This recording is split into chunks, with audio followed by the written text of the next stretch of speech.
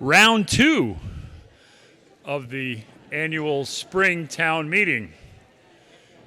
Where is everybody? All right, my first question is, and if anybody can answer this, which map? No, I'm kidding. I'm sorry. Yeah, I did. Yeah, too soon. Yeah, thank you. Yeah, Steve said too soon. Hey, come on. None of those maps were mine. Okay. In light of all of our TV coverage and the raucous press, two members of our town committees would like to read a statement. No, we already pledged. It counts. The pledge carries over. The warrant carries over. Everything carries over. Didn't mean. Are you up? Yeah. Okay. The members, Town Councilor Butts and School Committee Member Ingalls would like to read something, and I think it's appropriate. So in previous years, this was on the back of the annual appropriations for fiscal year 2025, and it didn't make it to the printing this year, so we thought we would share this. A proclamation reaffirming Wakefield's commitment to acceptance and openness among all our citizens, April 12, 2021. Whereas the town of Wakefield's policies, procedures, and practices are intended to prohibit discrimination based on race, color, national origin, ancestry, sex, disability, age, religion, veteran status, uniform military service, sexual orientation, genetic information, pregnancy, marital status, gender identity, or any other classification protected by law. And whereas it is also the policy of the Wakefield Public Schools to prevent harassment and discrimination based upon race, color, sex, age, gender identity, sexual orientation, religion, national origin, limited English proficiency, disability, or housing status. And whereas Wakefield has experienced multiple incidents of hate speech and vandalism in recent years, including the recent display of a White Lives Matter banner by a member of a nationally recognized hate organization, and whereas these incidents have occurred against a backdrop of increasing violence against communities of color across the United States, including the recent racially motivated shooting targeted at Asian American women in the Atlanta area, and whereas the number of hate crimes reported in the United States in 2019 reached its highest level in more than a decade, and the Centers for Disease Control and Prevention have identified racism as a serious public health threat that directly affects the well-being of millions of Americans. And whereas the Wakefield School Committee, Wakefield Town Council, and Wakefield Human Rights Commission unanimously approved a resolution dated December 4th, 2018, condemning racism, racially motivated violence, anti-Semitism, and all forms of hate speech. Therefore, be it resolved that the town of Wakefield, through the elected members of its town council, reaffirms its 2018 proclamation declaring that hate has no home in Wakefield. The Wakefield Town Council further condemns all incidents of hate speech and racially motivated violence, both in Wakefield and across the country, and declares its intention to adopt policies and practices that reaffirm Wakefield's place as a welcoming community that values diversity and inclusion. Be it further resolved as duly voted by the Town Council that this resolution be shared with school and municipal leaders in Wakefield and across our region to strengthen our collective fight against racism, hatred, institutional bias, anti-Semitism, and all forms of discrimination. Okay. Article 2. Hello? Thank you. Article 2. To see if the town will vote to raise and appropriate from tax levy or transfer from the available funds a sum of money for the capital outlay as follows, or to see what the town will do about it. That the town vote. No, and you are? Philip Renzi, chairperson of Capital Planning. Thank you. The town vote to raise and appropriate from tax levy the amount of $2,051,816 and transfer the amount of $390,000 from the SOAR retained earnings account to the SOAR Department capital outlay account, and the sum of $254,000 from the water retained earnings account to the Water Department capital outlay account to carry out the purposes of this article. Mr. Chines, thank you. Okay, go ahead. Good evening. My name is Philip Renzi. I'm the chairperson of the Capital Planning Committee. Other fellow members are Daniel Calori, Tracy Cleversey, Frank Conti, and Sam Hockenberry. On an annual basis, each fall and winter, town departments start submitting requests for capital needs for our consideration. Requests are compiled into a master spreadsheet, which we evaluate and review as a committee. Our initial request for fiscal year 25 was about $9,008,000 of requests, and about $710,000 in water and about $660,000 in sewer. The Capital Planning Committee has provided a budget goal for the tax levy requests. Currently, our goal is to reach a $2 million budget from the $9 million in asks that we receive. We meet primarily during February and March to review and evaluate the requests. We invite all departments to heads to present to us, that we ask them to come in and to rate and discuss their requests to us so we can ask questions, and it helps us evaluate and rate requests, since obviously we have to cut some to reach our goal. We evaluate the requests based on a rank and prioritization for funding. It really depends on the needs and other requests of the department at hand. We consider potential options for efficiency and operational savings. We have rather open and thorough discussions on each line request, and we try to weigh the priorities against the overall budget goal. The full list is in the booklet, but some points of things that we approved in this year's. For the police department, $170,000 for 2 police patrol cars and 1 detective vehicle. DPW, one of their larger requests for the vehicle is a new dump truck with snowplow. Fire department was a new rescue boat, which is to replace a 1980 whaler that we have, and so this need was deemed a high priority. In the buildings department, about $110,000 for the elevator controls at Town Hall, which needs to be modernized, or the elevator would have been shut down. We have the fire department garage door safety interlocks. Basically, if a department truck is pulling in, that the door won't close on it. The current doors don't have those, and so this was a safety thing for the equipment and for people. Roof replacement at the Forest Glade Cemetery. Front stair reset at the library. This has been on the list for a couple years, and this was approved in this year's budget. About $50,000 in general miscellaneous ADA improvements in various parts of the town. That's a pool of money to be used on a list that the town has from a consultant that was hired previously. Some parks and recreational, crack sealing and resurface of the Dobbins tennis courts. Traffic light detection system at the corner of North Ave and Prospect to improve that. And townwide ask for a new time and attendance software to be used throughout the town. Right now it's sporadic on what is used, and so this will streamline that process for the town. And so the recommended appropriation for this evening, the tax levy $2,051,816, water enterprise $254,000, and the sewer enterprise $390,000. FinCom. How was that? Good thing you got up. Night 2 is always better. Finance Committee recommends favorable action. Any discussion under Article 2, capital outlay? There being no discussion, the motion before you is that the town raise and appropriate from the tax levy the amount of $2,051,816 as set forth in the remainder of the motion. All in favor? All opposed? Motion carries. Now, I got to catch up.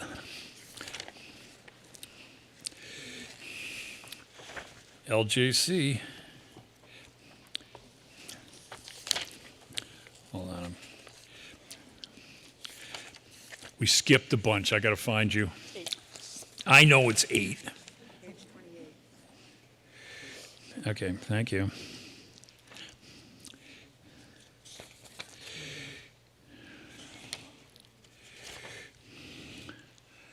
Number 8, to see if the town will vote to raise and appropriate or transfer from available funds a sufficient amount of money for the collection, disposal, recycling, composting of refuse, or to see what the town will do about it. Mr. Conway. That the town raise and appropriate from tax levy the sum of $2,456,958 to carry out the purpose of this article. Mr. Chines. Second. Mr. Conway. Thank you, Mr. Moderator. The Department of Public Works is requesting $2,456,958 to fund the collection, disposal, and processing of refuse, recycling, and the operation of our Nahat Street Yard Waste Facility. Any discussion? FinCom, right, sorry. You come up and discuss then, sorry. The Finance Committee recommends favorable action. Any further discussion? Motion before you that the town raise and appropriate from the tax levy the sum of $2,456,958. Carry out the purposes of this article. All in favor? All opposed? Motion carries. Article 9. To see if the town will vote to amend the general bylaws by adding Chapter 184 as follows. Chapter 184, trash and recycling. The town to see removal, cycling services, all residential properties, regardless of the number of dwellings and units. Are you up on this? No, it's a citizen, Roger Okay, sorry. Dan Cheese. It's in his name. Huh? Roger Dan Cheese is the citizen. Yeah, citizens yeah. So we need the Roger Dan Cheese. Roger Danchis. Are you here? Oops.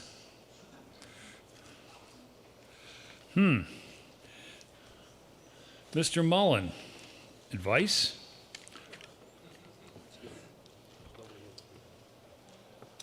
See if there's a motion. Does anyone want to make a motion under Article 9? Mr. Moderator, move to indefinitely postpone Article 9. Is there a second? Second. Okay, the motion was, hold on. What? Somebody have a point of order? I'm sorry. Can you make your motion up there, Mr. Chines? My apologies. Mr. Moderator, move for indefinite postponement of Article 9. Yeah, any discussion on a motion to indefinitely postpone? Nobody's here to pursue this. I don't know what we can do. Any discussion? There being no discussion, the motion before you is to indefinitely postpone Article 9. All in favor? All opposed? Wow, we're rolling. Article 10, to see if the town will amend the general bylaws by adding Article 2 of Chapter 185 thereof, following Chapter 185 Water, Article 187 Building Residence, Multi-Family Dwellings in Sewers for more, and as it goes on. Is there a second? Somebody up here? Wait, I'm sorry. No, it's the same. Same person. Same citizen petition. Mr. Chines. Mr. Moderator, move to indefinitely postpone Article 10. Is there a second? Any discussion to indefinitely postpone Article 10? There being no discussion, all in favor? All opposed? Motion carries. 11. Oh, so we've got somebody. Article 11, to see if the town will vote and raise and appropriate to transfer from available funds a sufficient amount of money for water main improvements and determine whether the appropriation should be raised by borrowing or otherwise, and see what the town will do about it. Mr. Conway. Thank you, Mr. Moderator. That the town appropriate the sum of $5 million for the purpose of water main improvements, including design, construction, and other costs related thereto, and to raise this appropriation, the treasurer, with the approval of the town council, is authorized to borrow the said sum under and pursuant to General Law, Chapter 44, Section 7, or any other enabling authority, which may include the Local Water System Assistance Program of the Massachusetts Water Resources Authority, and to issue bonds or notes of the town, therefore, provided that any premium received upon the sale of the bonds or notes approved by this vote, less any such premium applied to the payment and cost of issuance of such bonds or notes, may be applied to the payment of costs approved by this vote in accordance with General Law, Chapter 44, Section 20, thereby reducing the amount authorized to be borrowed to pay such costs by a like amount to carry out the purpose of this article. Mr. Chines. Second. Mr. Conway.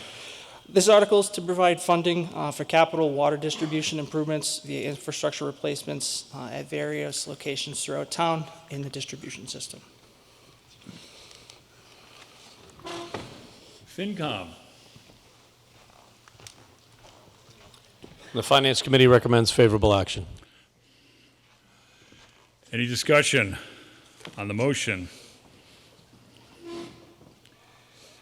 There be no discussion. The motion as Mr. Conway stated. Excuse me, point of order. Oh, I'm sorry. That's okay. Oh, back Scott again. McCauley, 32 Walden Road.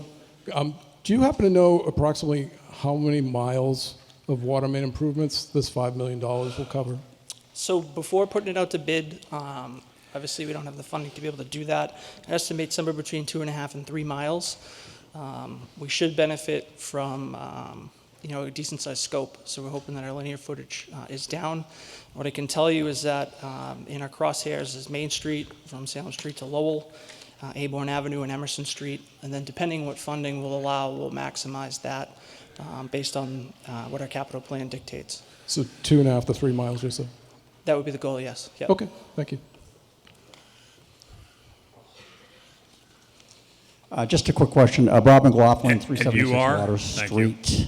okay. Just a quick question, Joe, is do you know what the oldest pipes are that we have running underground in town here? I do. I don't have some of that with me. I know Emerson Street is pretty old, probably 60, 70 years. Basically anything in our network that's cast iron is some of the oldest.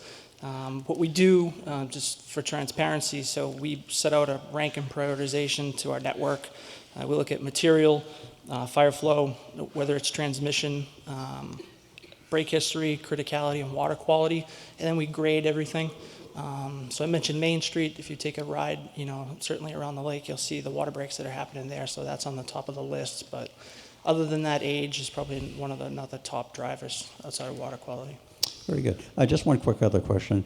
The capacity on the outflow going into the pumping stations or pumping station, with all the additional construction going on in town the last few years, probably hundreds, if not thousands, of bathrooms and garbage disposals and stuff like that. Is that pumping station? Are we in good shape with that as far as outflow? To this point, I don't have any reason to indicate that that's not the case. Mm-hmm. But that's something, anybody that knows me, I would say that that's probably the most important building in town. So it's constantly something that we're looking at. Right. If it wasn't, I'd be back here talking about a capital project on the sewer side. Perfect. Thank you. Any further discussion? Mr. Mullen, 2/3 because we're borrowing? Okay. This vote requires a 2/3 vote. All in favor? All opposed? Motion carries. Okay. Article 12. To see if the town will vote to raise and appropriate or transfer from available funds sufficient amount of money for the design of a fueling island, or to see what the town will do about it. Mr. Conway. That the town raise and appropriate from tax levy the sum of $150,000 to carry out the purpose of this article. Mr. Chines. Second. Thank you. Mr. Conway. Thank you, Mr. Moderator. This article is to appropriate funds allowing Public Works to design plans and specifications for the replacement of the town's existing fuel island. This facility is at the end of its expected life and serves the gasoline and diesel fuel needs for all town-owned and operated equipment and machinery. FinCom. Finance Committee recommends favorable action. Any discussion? Okay.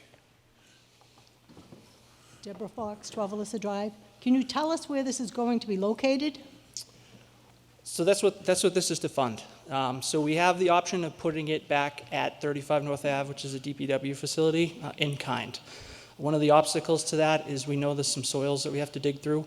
That wouldn't be in our favor from a cost perspective. It was brought to our attention from the manufacturer that if we were to look at potentially relocating this at Nahant Street, there'd be a significant cost savings. So what this will do is all the due diligence to either locate this facility at Nahant Street or in kind at North Ave. So you're referring to the pit when you say Nahant Street? Correct. Thank you. Hello, Haley McCatton, Baloo, 71 Forest Street. Has the town considered working on transitioning to more electric and other fuel sources as a way to transition away instead of building new fossil fuel infrastructure that will last for decades? We have, and as part of our Green Communities commitment, there is a level to that we need to meet annually with some of our replacements. Unfortunately, from the electric standpoint, some of your Class 8 heavy-duty earth movers and some of, at least Public Works' large dump trucks and things like that, The battery technology isn't quite there yet.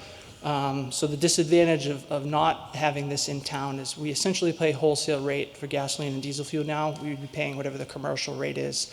And up until the gas station finishes at the corner of Lowell Street and Vernon Street, presently there's no diesel fuel outside of this facility in town.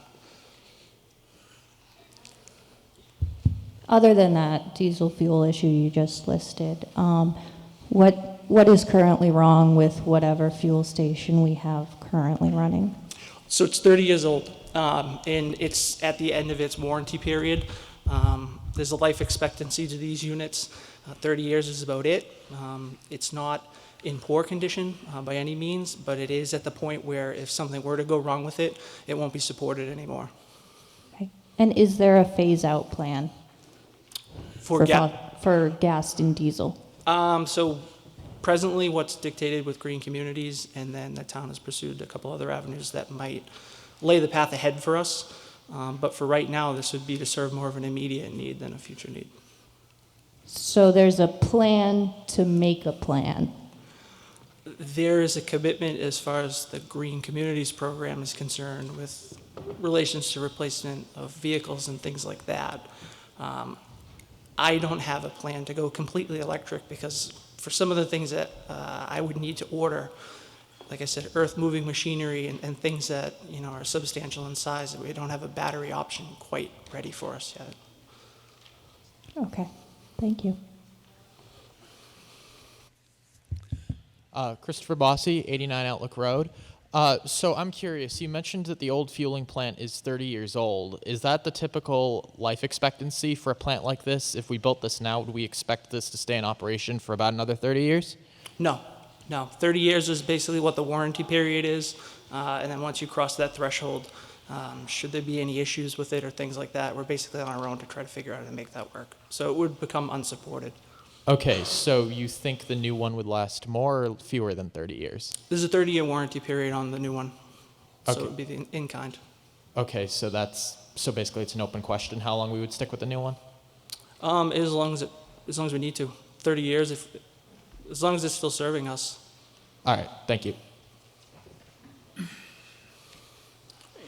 David Bisson, 20 Hancock Road. I think a lot of my questions were answered, but has there been a financial analysis done? You mentioned that you would have to pay retail rates for some of these diesel fuels. I think have you analyzed the kind of the cash flows over the next 5-10 years?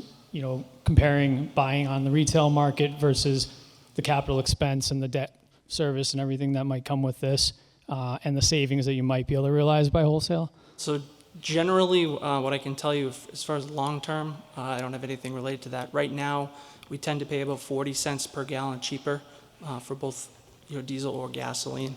I could get that for mine. One of the other things that may potentially come into an issue is depending on what the allowable hours of operation are. Should there be another third party? Ours runs 24/7, 365, and should there be a state of emergency, we actually have priority fueling, so that we'll still be able to get delivery and loads.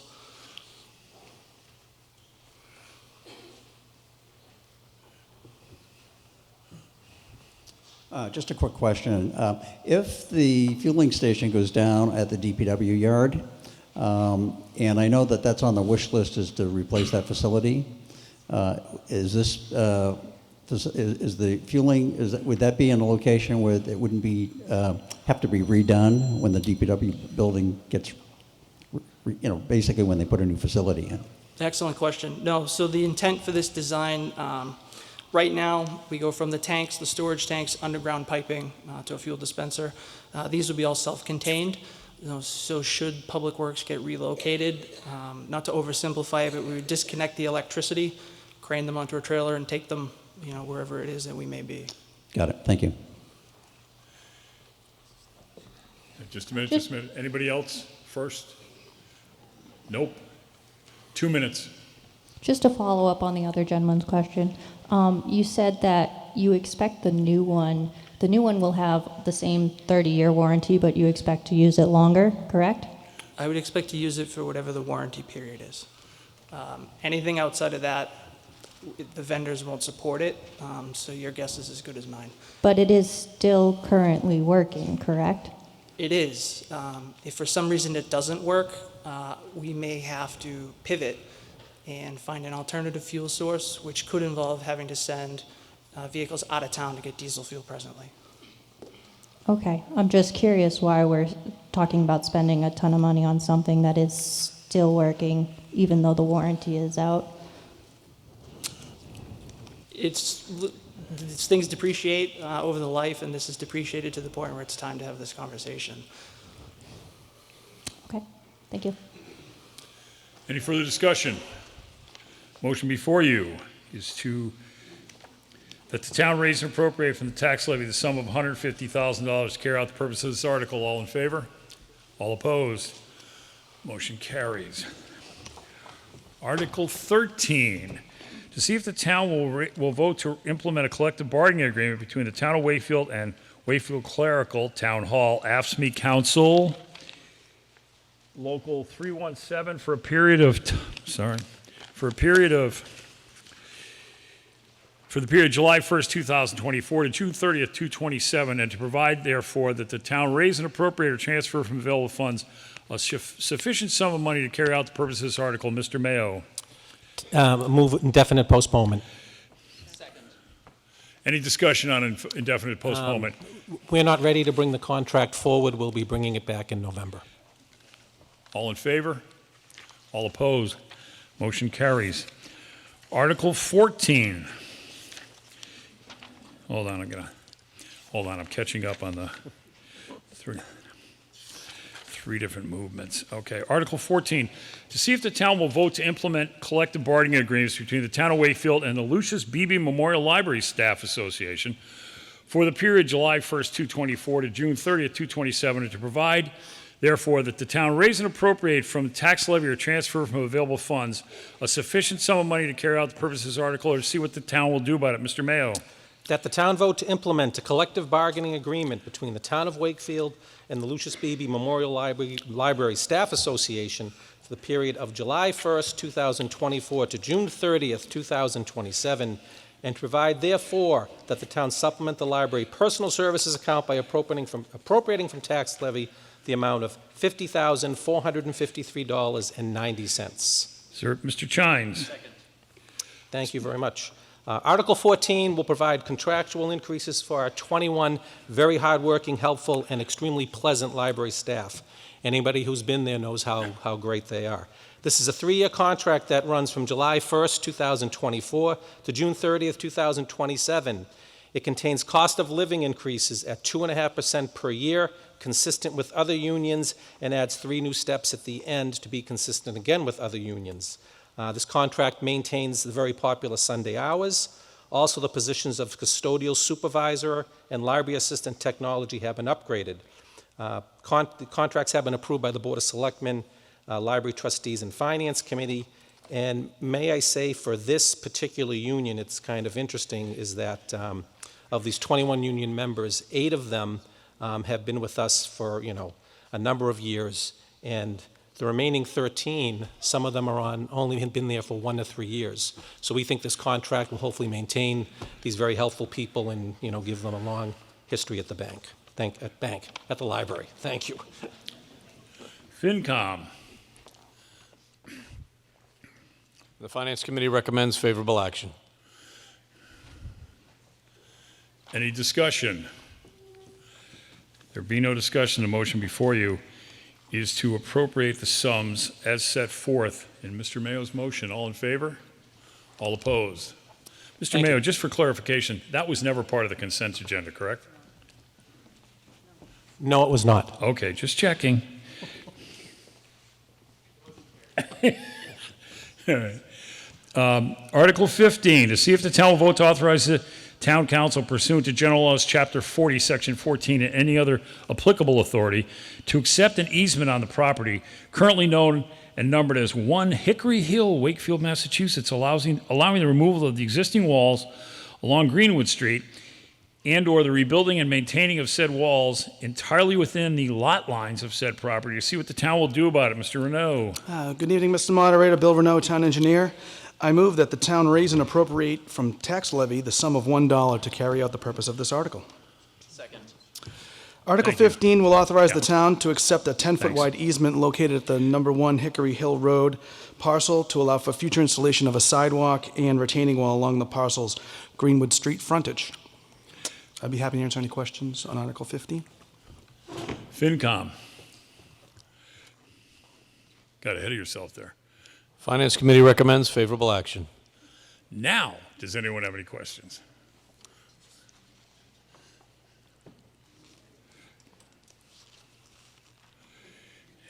Hi, Christopher Bossi. I gotta ask, why $1? Well, it's a gift, actually, so, but when you're conveying an easement, you still have to have a dollar value on it, so that's why. It's $1. What's the purpose of the easement? So again, a sidewalk and retaining wall, so the retaining wall meanders between the town's right-of-way and the parcel. This allows the wall to be reconstructed, and then future sidewalk if we want to do that down the road. All right, thank you. Sure.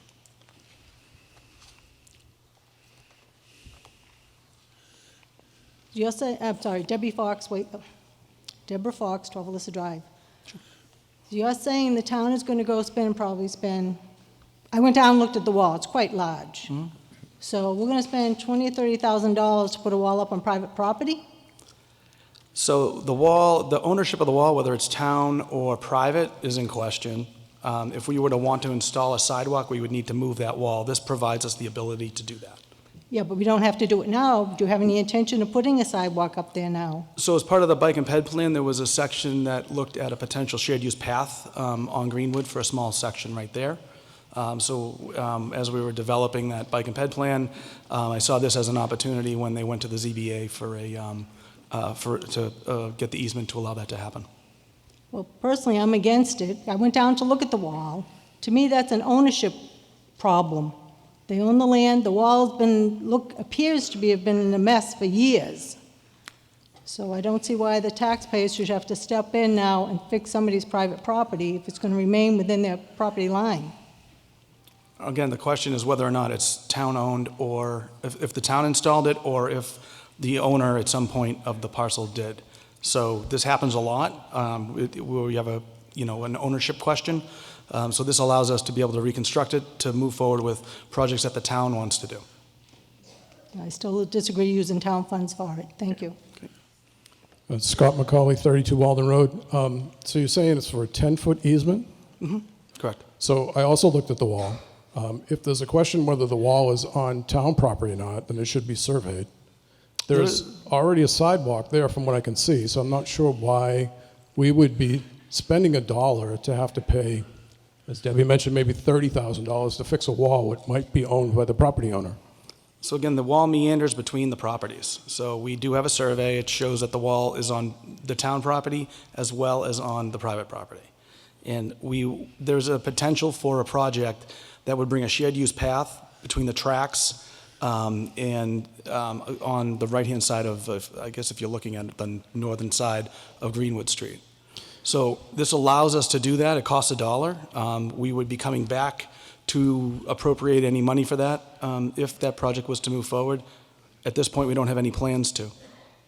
Again, but you're saying it costs $1, but you're saying that you're going to do the sidewalk potentially and fix the wall, because it looks like it's a retaining wall holding up a whole lot of earth. Mm-hmm. That's going to cost a lot of money, so it's not $1.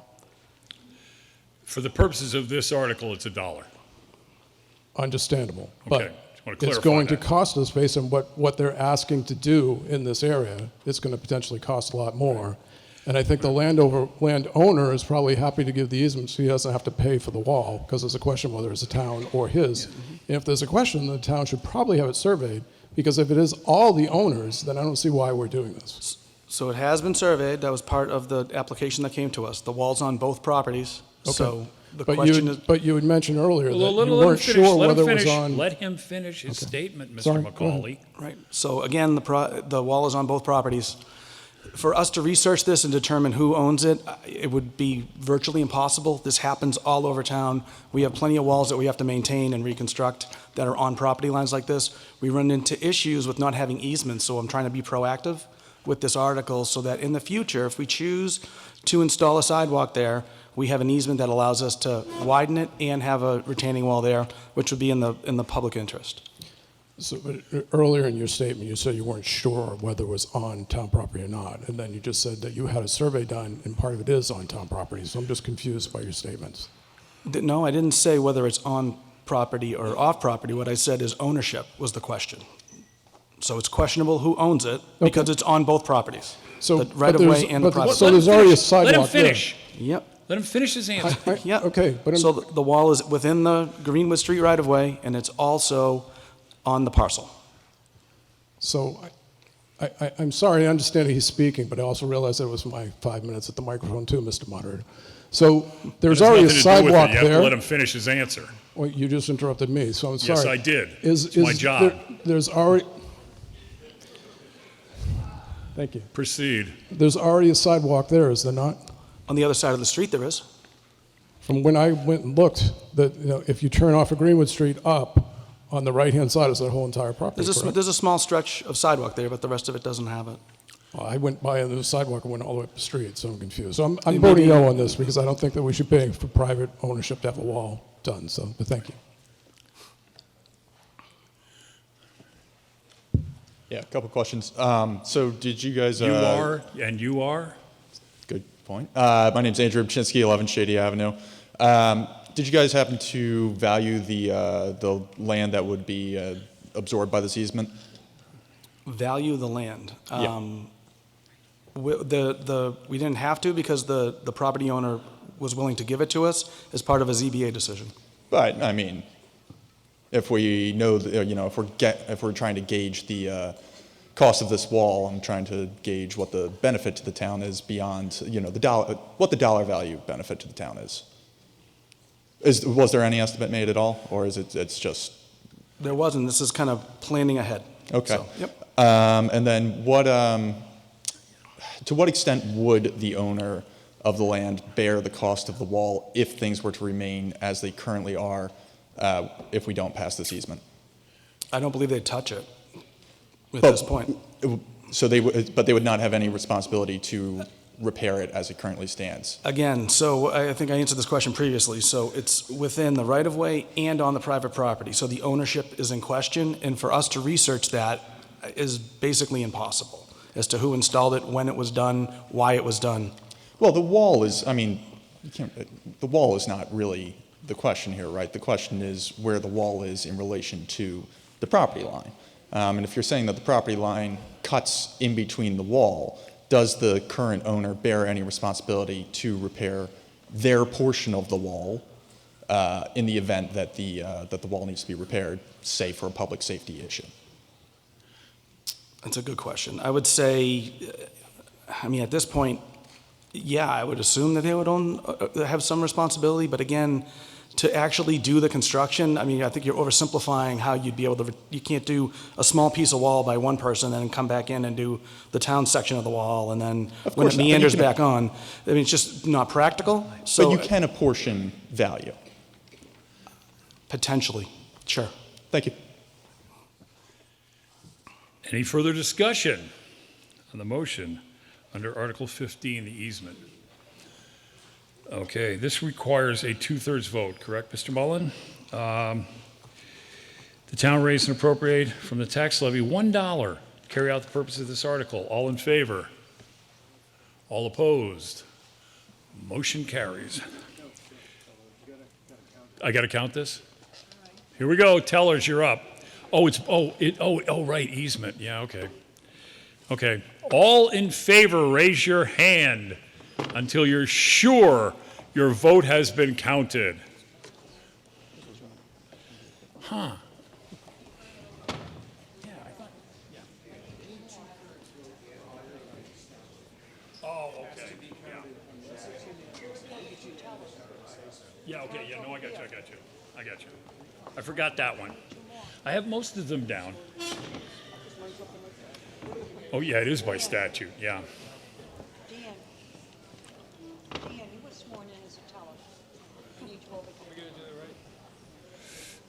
Okay, let's start with these guys.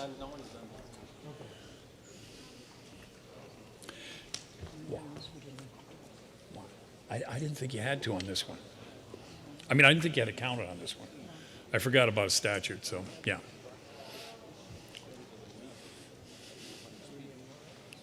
Are you up next? Oh, no. McGrail's up next.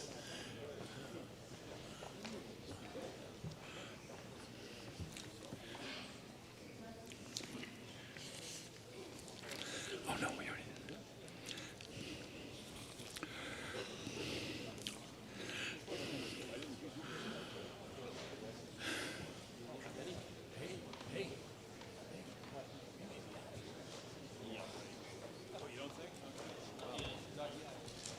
Well, I mean, you know. I'm encouraged. Thank you. FinCom is encouraged. 73? Okay. 64 on the moderator's side. 103 in the center. Got them all? Okay. Opposed, please raise your hand. Keep it in the air until you're sure your vote has been counted.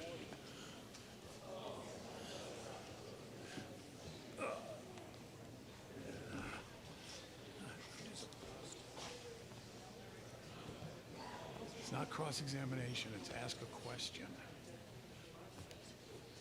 Oh, and now this is raison d'etre. You know? Is that French? Yes, it is. Dope. 15 in the center. Where's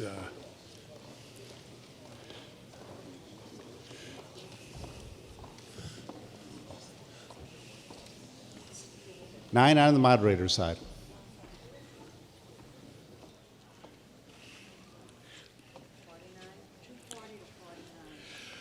$240 to $49. Want to make sure the item gets it. Motion carries. Okay, where are we? 16. Mr. McGrail. Yeah.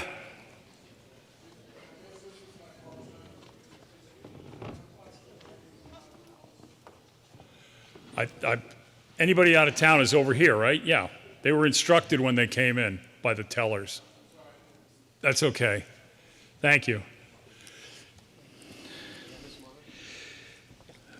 Yes, you may.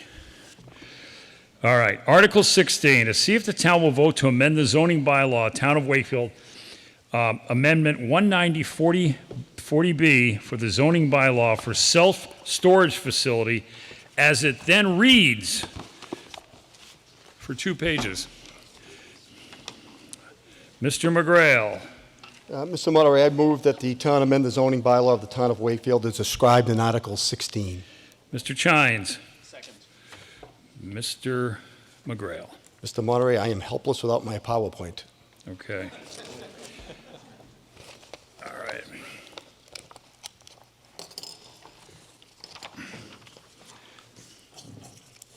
And you're aware, 10 minutes. Okay. I'll start now. Thank you, Mr. Moderator. Brian McGrail, 81 Outlook Road. I'm going to move quick to try to get through as much as I can. I am here as a citizen petitioner and also the attorney for Capizzoli Enterprises, Inc., the prospective purchaser and developer of 50 Quantipower Parkway. I'm also speaking on behalf of the owners of the property regarding Article 16. If passed, this article will allow for the development of 50 Quantipower Parkway, as you will see, in a form of a tasteful and well-situated self-storage facility at the property that substantially increases the tax base with minimal impact on public services, with the added benefit of providing for the enhancement, preservation, and of significant open space for public use in perpetuity forever. The article presents a unique opportunity for the developer, the owner of the property, and the town, and other stakeholders who are very interested in this area to work together for the benefit of all. The results of this zoning bylaw amendment, if passed, it will provide definition for self-storage facility, which is not currently in our bylaw. It will allow for the opportunity for, as I mentioned, a tasteful, low-impact self-storage facility that would incorporate open space preservation with public access and use of the same. It will provide flexibility to the Board of Appeals to position the self-storage facility on the property to make it conservation-friendly and to maximize the open space preservation. It will not allow for a self-storage facility to go anywhere in town where they're not currently allowed, except for 50 Quantipower Parkway. And importantly, even if this is approved tonight, it will still require a rigorous special permit and site plan approval process at the Board of Appeals and review and approval by our Conservation Commission before a self-storage facility could be built. I want to point out that the flexibility on the zoning only relates to setback, not height. The height requirement in that district is 50 feet. There is no ability under this amendment to go higher than the 50 feet, and there's a commitment by the developer to maintain that height at a maximum. We're using an overlay district to incorporate this. As you're aware, it's nothing new under the zoning bylaw in the town of Wakefield. The overlay district would encompass the property at 50 Quantipower Parkway, which you see. It's kind of the odd-shaped lot, which I'll get into a little bit of detail. It also covers a small portion of the neighboring lot, and the reason for that is there's an access easement over the neighboring lot that we would like to utilize as much as we possibly can in order to preserve more open space on our lot, where that area on the neighboring lot is already used for driveway purposes. This shows you where the property is, 50 Quantipower, on the lake at the intersection of North Ave as you come in from Reading. The property is highlighted in yellow. It's 4.5 acres. It's a very large site, 196,000 square feet. I'm sure the question will come up. Approximately 35% of it is wetlands in the back abutting the highway. This is a bigger shot. The owners of 50 Quantipower Parkway have decided that the property will be developed in the very near future. It's sat vacant for a long time. They've approached me. They're going to develop it for some use. Other possible uses are relevant to your consideration. I'd like to present those. I'm not going to discuss them because I want to focus on what we're proposing and why what we're proposing is right and good for the site and presents a great opportunity. But in any event, the current uses that are allowed by right or special permit are multifamily housing developments, office building, retail store, service establishment, restaurant, drive-in retail store, or service establishment or bank, again with a drive-through, hotel, membership club, assisted living facility, research and testing lab, school or educational use conducted as a business, and religious. And again, I'm not going to spend a lot of time on that. I want to spend my time focusing on what we want to do. So there's specific public benefits to this zoning change with the opportunity that it presents. First of all, self-storage facility is an extremely low-impact use of 50 Quantipower Parkway. Low impact on town services and on conservation and the environment, as you'll see as I go through this. Self-storage facility footprint, including the parking area, is very small with minimal land disturbance. Approximately 17% or 34,000 square feet of the 4.5 acre site, 196,000 square foot site. Any of the other uses allowed would involve much greater land disturbance in either a large surface parking lot or a parking garage to go with the building that would utilize a significant portion of this property to accommodate the parking. Self-storage facility would only require a maximum of 12 parking spaces. My client thinks that's too many. We would ask the Board of Appeals to reduce it.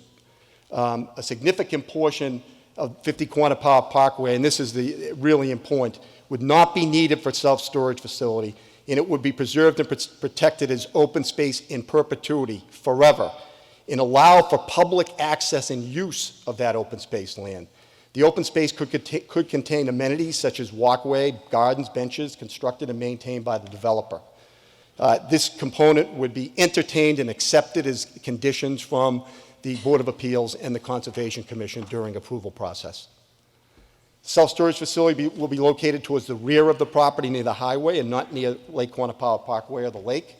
The traffic generated is extremely low. It's de minimis, especially compared with other uses.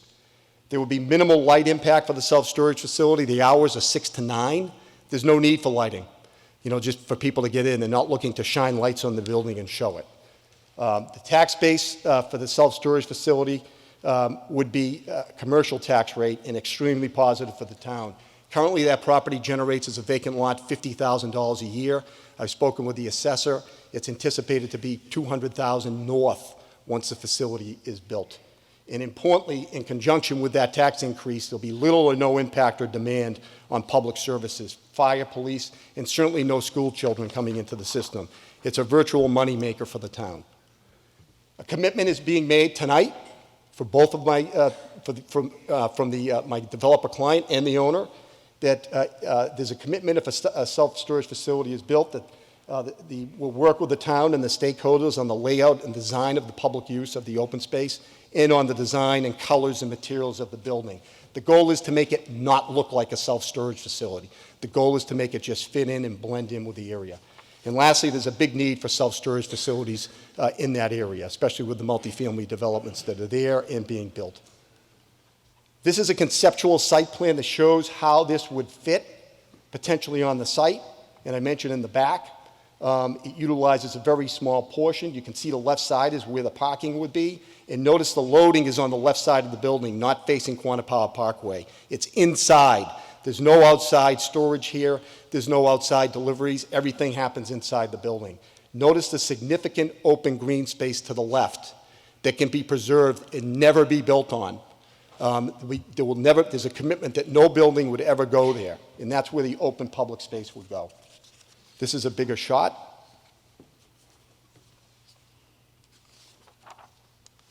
This is a conceptual. We hired a landscape architect, James Emanuel, who's very well respected. We asked him to do a potential design of how that open space could be utilized. Jim came up with this design, and as you can see, it presents a walkway with benches and trees that would be planted. My client is making a commitment to pay for those improvements that will go there and to maintain them. That would all be conditioned through the Board of Appeals and conservation process. This is an example. We're not committed to this. We're willing to hear from the town on what the town thinks should go in this area. Maybe the town doesn't want a walkway. Maybe they want it landscaped. Maybe they do. Maybe they don't want benches. But we're open to any concept here that would work for the town. But I think it presents a great opportunity for the town in public access. In essence, it's a public pocket park that would be created at no expense to the town. This is a bigger blow-up of that. And this highlights kind of the red line is the property line. As you can see, with that portion that I talked about for the overlay district is where the driveway areas go. So this is unique. And to the left is where nothing will be built. In the back, you saw on the site plan. And this just kind of shows you, this is from North Avenue. So that shows you the current green space that we're all used to when we walk the lake, and you see it on the left, that there's a commitment that there will never be a building built there, and the park will be created. Just another shot of that area. What we also did, we hired an architect. We want to create a level of expectation on the look of the building. I said the goal is not to look like a self-storage facility. 30 seconds. And that's what we're doing here. So basically the goal is to make it just blend in. It sits behind the office building that's already there. If you drive by this, you will not even know it's a storage facility. This would have to be fine-tuned with the Board of Appeals. And this is the side view that I told you where the loading goes on the side. And actually, you're not even going to see this part of the building because it's blocked by the trees and the wetlands along North Avenue. But I did want to kind of show conceptually. So in wrapping up, the reasons to support this bylaw amendment. A self-storage facility would result in an extremely low-impact development of 50 Quantipower Parkway while increasing the commercial tax base. Thank you. And no impact. Just wrapped up, provides an opportunity for the developer and the town and stakeholders to work together in a cooperative manner. Wrapping. Something unique. And lastly, Okay, the town Mr. remains in McGrail. control of this. Special permit said and you conservation practiced approval this. are required. Thank you very much. Thank you. Appreciate it. Be careful. Planning Board. Brian, you want your phone? Good evening. My name is Theo Knoll. I'm on the Planning Board, 8 Fernwood Road. We had 2 public hearings on March 12th and March 26th to review this proposed overlay district. We really do appreciate the petitioner's thoughtful and reasoned approach to the site and the overlay district, particularly the use of the site, the definition of self-storage, and the presentation, the limitations of the site. We did discuss the potential alternative uses and the impacts, including potential modification language to clarify the self-storage facility, which would only be for interior storage and exclude external storage of vehicles, boats, etc., as referenced. This language currently exists in the bylaw. We did, however, vote 3-2 against recommending favorable action. The main reason is the potential lost opportunity for this piece of land and any potential alternative use. We very much recognize that it is a challenging site with some significant limitations, and we were very mixed about our discussions, really recognizing the importance of balancing the lower impact use of a self-storage facility and preserving more green space versus something else which may leave less open space but have more complementary use to the lake and as the town might decide. We were concerned that the self-storage building effectively is an inactive building that only provides 1.5 full-time employees. And again, as the petitioner noted, there is a net positive tax revenue benefit, but we did wonder if there would be more. But again, I really do want to stress we had a lot of serious push and pull, recognizing the strong, compelling reasons for self-storage on this site. Again, the net positive tax benefits, the green space, respecting the current owner's property rights and their desire to use the property now, and the commitment to work with the town. So, and again, we do recognize there's merit in the proposal, and that's why we really believe in the value of a town meeting to have the discussion about the use of this site and how the ultimate town would care to balance it. And again, we see real positives on both sides of the equation. So thank you. You're up. Jocelyn Ronda, 20 Hancock Road. So I'd like to say that I'm very thankful to the current landowner for their efforts to preserve the land for the town. I think that's a great idea, to preserve it for public use, the public space. However, I recognize the big effort of Mr. McGowan to emphasize that we're going to design it not to look like a storage facility over and over, because I think we all can agree we don't want a storage facility on the lake. It just doesn't seem like an appropriate use of land.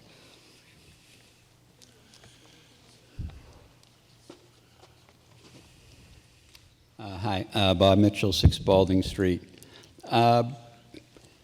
Briefly, like many people, I'm familiar with the north end of the lake. I was involved with a team of people that kind of challenged the current Converse building. Out of that came the bike path, and out of that movement sort of came the town purchasing the Gertrude Spalding Park. So good things came out of the lake, and the town now owns the 3 corners of the lake, and this is the 4th corner of the lake, which the town will never owns. And this development is sort of challenging because my main issue with, I agree with some of the challenges the planning board had with this, and that looking at this parcel, it's a beautiful view, and you want to sort of have, even though I'm not for overdevelopment, but you do want to sort of have people enjoy that view, whether they're temporary people at, say, a restaurant, or people living there, whether you're pro or against overdevelopment. So part of me is thinking that way, but I'm impressed by the amount of land here that may be preserved, and also the low impact use. So I'm struggling with that, to be honest. I haven't made up my mind. I do have a couple of direct questions for Brian. I don't know if they're something he can answer or not. We'll see what the question is. Yeah. Yeah. We'll see what the question is. Yeah. Is there any agreement between the current owners and CCNF or Lakeside Office Park on this build out, related to the build, I guess, in general, if that's something? So is there a relationship between this property owner or, Yeah. and/or the developer of this Yeah. property and the Yeah. Lakeside Office Park and the Cabot Cabinet Foods property? Yeah. No relationship Nothing. Okay. whatsoever? Okay, as far as is the build-out and the design, okay, No. thank you for that, I appreciate that. And how long have they, when did Beal sell this thing, if you don't mind me? Do you remember, do you know about the history? It's I been don't- quite a it's while. owned by- it's Okay. owned- And when yeah. did the current owner purchase this thing? It's been related entities, Bob, it's kind of, so Yeah, I don't know the I know there's a long details. And history of it's ownership In a limited up there. partnership owns 50%, and an LLC owns the other Okay. 50%. And the protection of the land in perpetuity, that's key for me. That can be sort of ambiguous. I'd almost like to hear from town council. How is that legal document going to be structured? Is that just within the town of Wakefield? Is that something registered in the deed? Is that something across the Commonwealth of Massachusetts? How sturdy is that document going to be? Because I don't know if we're actually voting on that tonight. Is this going to be something that I can walk away with saying this is part of what we're voting on, or is it sort of a wish? How guaranteed is that after this vote? Thank you. Yeah. So Tom Mullen, I'm the town council, 9 Jordan Terrace, and the answer is that you can record in Massachusetts a perpetual conservation restriction, which is just that, it's perpetual. So it can be done, and we've done it before. As I understand it, the developer is here making a commitment to you that he will offer this perpetual restriction as, in effect, a gift to the town to be embodied in the special permit that would be issued by the Board of Appeals if the zoning is changed. And then pursuant to that part of the special permit, they would work with the town to record a conservation restriction. That restriction is signed off on by the state, which has to approve it, and also by the Conservation Commission and the town council, Right. CIL, that is the Okay. Board of Selectmen in the town. Did I answer your questions? Yeah, just to follow up, to break that in the future, if I recall right, it takes an act of the state legislature. I mean, your knowledge is much greater than mine. If somebody wanted to break this in the future, I know it's not contemplated, I'm not suggesting anyone's contemplating it right now, but to break that, it's right next to a highway, so forth. Yeah, I don't really know that it could be done, even by the legislature, because a conservation restriction is contractual in nature.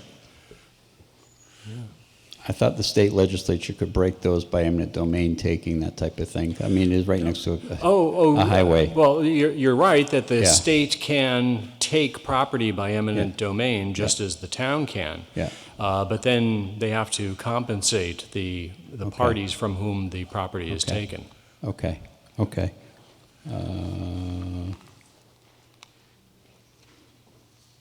I think that's it.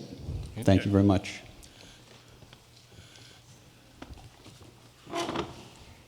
Deb Butler, 220 Main Street. I appreciate the short microphone. Thank you.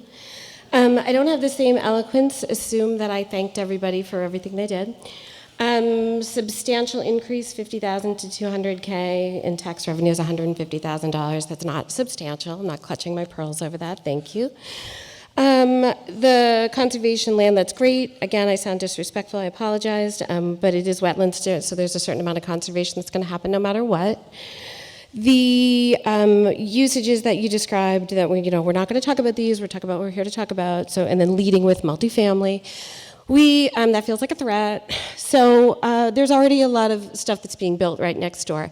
I understand the motivation to have a storage facility.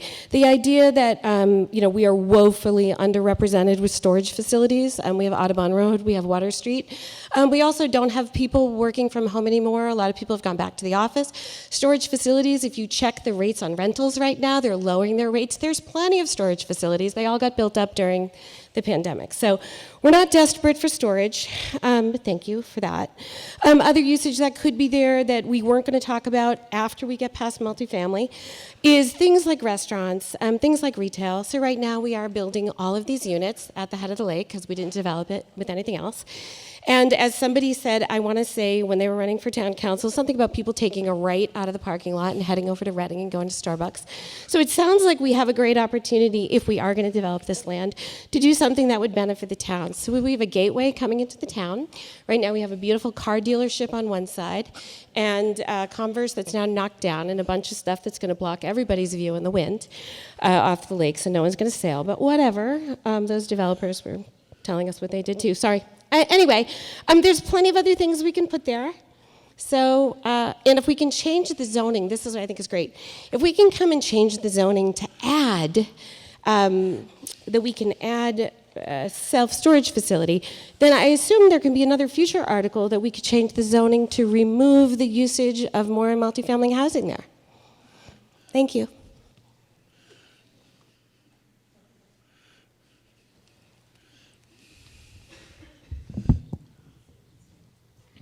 Hi, Kim Hackett-Fowley, 21A Summer Street.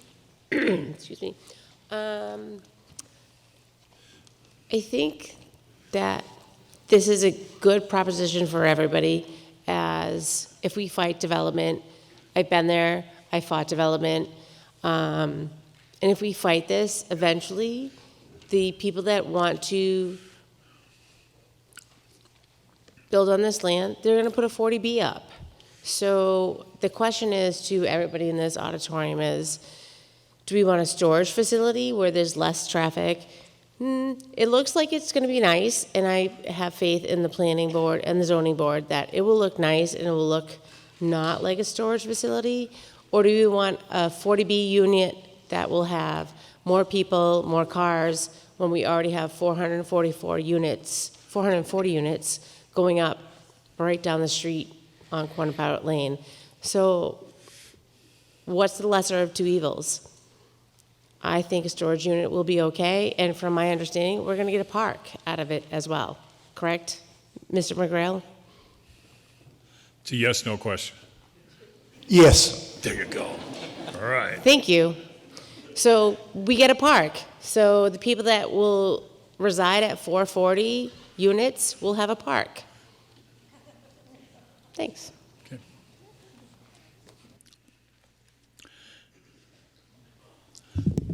Rowan Delavopi, 8 Cyrus Street. Thank you for the presentation. You said there was a limit of 50 feet, is that correct, in height? Yes. Thank you. Also, is there going to be a shared driveway with the existing building that's there still? Yes. Yes. Thank you. That's the goal. Thank Correct. you. Yeah. You can't really see it on these renderings, but when I attended meetings, you can see it pretty much on what's showing up there right now. It looks to be as if the northwest corner of the facility is going right over the 20-foot buffer line. Is that correct? I don't know what you mean by buffer line. Well, it looks like, we discussed at a meeting previously, it looks like that top corner of the building goes right over through a 25-foot buffer delineation line. Is that correct? Can I elaborate on this? Yeah. Do you know that? Can you answer this? I know that. Okay. I think I know what Ms. Delavopi's getting Sure. at. If I'm going off track, Ms. Delavopi, please let me know and I'll stop. But I think what you're referring to is the Fletcher line. Is No, that- I'm talking Oh, okay. about the line, the dotted line that goes right at that top point of the building. What is that? Maybe if you could identify that line, that would be helpful? I'm sorry.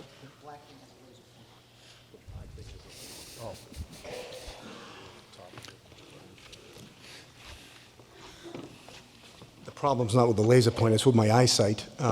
So the building does not encroach into the wetlands. Is that what you're Well, my Getting at? question specifically is, as I'm looking at this, that looks like it's the one without the proposed park. Do you have the slide? Yeah, that there better? is a dotted line that goes right through the top part of that building. Could you please identify what line that is? Yeah, so the line behind that, to put that line in perspective, the line behind that is what's called the Fletcher wetland line. Yes, Okay? so what is That's that right. line? So, to give you the correct answer, you have to understand what the Fletcher wetland line is. I do. Okay, so the Fletcher wetland line, years ago, there was litigation between the property owners at that time and the Conservation Commission on where the wetland line was. It went to DEP, there was a ruling, and it was not the Fletcher line. It said the wetland line was further back on the highway. So the Conservation Commission and the owners of the property compromised. They entered an agreement and kind of split the difference and said, okay, it won't be the Fletcher line, but it won't be the DEP line. We'll meet somewhere in the middle, and they entered a binding agreement. Years went by, and that agreement expired, so it's not binding anymore. So when we had conversations with the Conservation Commission back in 2020 approximately on a delineation that we were trying to get redone, we tried to say to them we should go back to the compromise line. They said, no, we want to revisit the Fletcher line. Years have gone by. We want to do our due diligence. We think that maybe the Fletcher line is now correct. So we started that process. At the end of the day, when we figured out the direction we were going to probably go with this property, we said to the Conservation Commission, if we do a development of this nature, which is low impact, we can live with the Fletcher line. We'll respect the Fletcher line. Now, Which Fletcher line? The new Fletcher line or the old Fletcher line? Is right here, okay? Okay, has that been established recently by the Conservation Commission? No, they still would have to do that, okay? Exactly. Yeah, so they have a 25 setback policy from their wetland line. That line that you're talking about that the building is going over is going within that 25-foot setback. They have jurisdiction on that to say no. They could say no, but during those discussions, we discussed that if we were going to respect the Fletcher line, that they would consider working with us on the 25-foot buffer. Okay, now, so, let me but that's just still say not this. been established Let me just yet, say this right? for full disclosure. That was a different Conservation Commission, so I can't speak for people that now are on it. They might take a different, harder line. And that's why I said, if anything that's going to happen here has to be approved by the Conservation Commission. They have full jurisdiction and power over this site. I We respect understand that. Okay. So if all of this is proposed, then why is the building going right on top of that 25-foot? Just like I explained, we think we have some wiggle room with that line, but that will be for the Conservation Commission to decide. And if it doesn't work out, then we have to shrink the building. We'll have to cross that bridge. You'd have to move the building. We would have to shrink it or move it, and that's why the bylaw has dimensional relief requirement built into it for the Board of Appeals, because as I mentioned in my presentation, it gives the flexibility to, if the Conservation Commission says to the zoning board, we'd like you to move it over 5 feet to get further from the wetland, where it's near the highway, it doesn't impact anybody. The Board of Appeals, if they deemed it appropriate, would have the ability to do that with a special permit and not a variance. Okay, thank you. That does explain it, but I think it was also very important for this body to understand that what we're seeing on these renderings is tentative, and that there's a lot of discussion that's needed on the conservation and the wetlands in that area and has not been decided yet. So for everyone to keep that in mind. Having said that, I do appreciate the fact that we're told that it won't look like a storage facility. I personally do not feel that this is an appropriate place, the entranceway to our town, to our lake, to have a storage facility. I know something will be built there. It's very valuable property, but I would like to see something a little bit more upscale and welcoming to our town. So I don't feel that this is the appropriate place for such. Thank you. Thank you.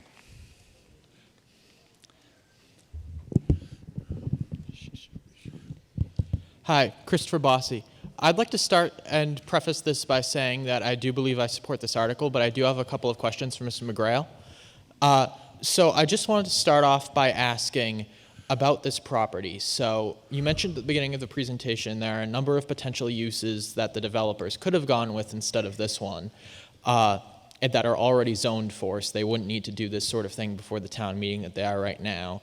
and the developers not only have chosen a method that requires approval from the town meeting along with the zoning board and the conservation commission, but also are setting aside an area of the property for a park, essentially a perpetual conservation restriction. And I appreciate that, but I have to ask, why did the developers choose to go about it this way? It sounds like they're forfeiting money they could be making. Is this the best plan they could get by the zoning board from their perspective? Can you answer that, Mr. McGrail? The owner of the property approached me for the development of this site. And without getting into the details of that, he mentioned one of the viable economic options was a storage facility. It intrigued me because of the opportunity. And we met with architects and engineers, and it intrigued me because of the possibility to have a cooperative effort with the town and preserve open space. And so through those conversations and meetings, there were other options that we talked about for that site. And quite frankly, this goes back to the fall, and they walked away and they said, we're going to pursue something else. And then we talked again, and they came back and they said, we'll give this one shot at town meeting in the spring to see if we can get it done, to put something, which I personally think, as a resident of the town, is a real reasonable compromise use for the site with significant public benefits. So that's kind of the history of it. And it does work economically, it's economically viable for them, as other uses would be too. There's two parties involved here also. The Capizzolis are the developers. They're in the self-storage business. And then the two ownership entities, ownership representative is here at this meeting tonight. And they're the ones that came to me and they said, it's now time to develop this property. We're looking at various uses, and that's what's precipitated the conversation. But answering the question sincerely and honestly, I was able to convince them to pursue this avenue because I personally thought it was the best avenue for the town. Okay. All right. Thank you, Mr. McGrail. So I do support this article, and I'd like to start by pointing out that ultimate authority to make sure that the developer keeps their promises lies with the Conservation Commission, because I've seen some concern like, oh, they'll say they'll make it into a park, but how do we know that will happen? Well, if we give the zoning authorization, they still need the permit. And fundamentally, when I look at it, an increase in tax revenue of, I'm sorry, did you say it would go from 50,000 to 200,000 or from 50,000 to 250,000? 50,000 to 200,000 or above. Okay. So, just an approximate. Okay, so taking as an approximation, that's 150,000 extra dollars in tax revenue every year. That's $5 for every person in this town every year, effectively in the hands of the town to handle it democratically. I'd like $5. And just looking at it, I think that the planning board, I understand some of their concerns, but ultimately they didn't have any, this is a showstopper objections. They were just like, well, maybe there's a better idea. In my opinion, when in doubt, one ought to give the property owner the benefit of the doubt and not have the government get in the way for a what if instead of a concrete concern. Since the Conservation Commission still has the power to prevent the abuse of this land, I say vote for this article. Thank you. Thank you. Hi, Chris Murphy, Water Street. I had a couple questions for Mr. McGrail. You talked about, I know they mentioned too, that the possibility of putting up more housing there. How many units, if possible, has anyone talked about building any type of residential there if this doesn't happen, or what could happen there? It's a little speculative. Can you answer that? I think once before somebody come up with a plan about apartments or something the way there. What is how many units you could build there? Yeah. I mean, I can tell you what the zoning density allows. Okay. If that would be helpful. 1 second. Is there math involved? That's what. Yeah.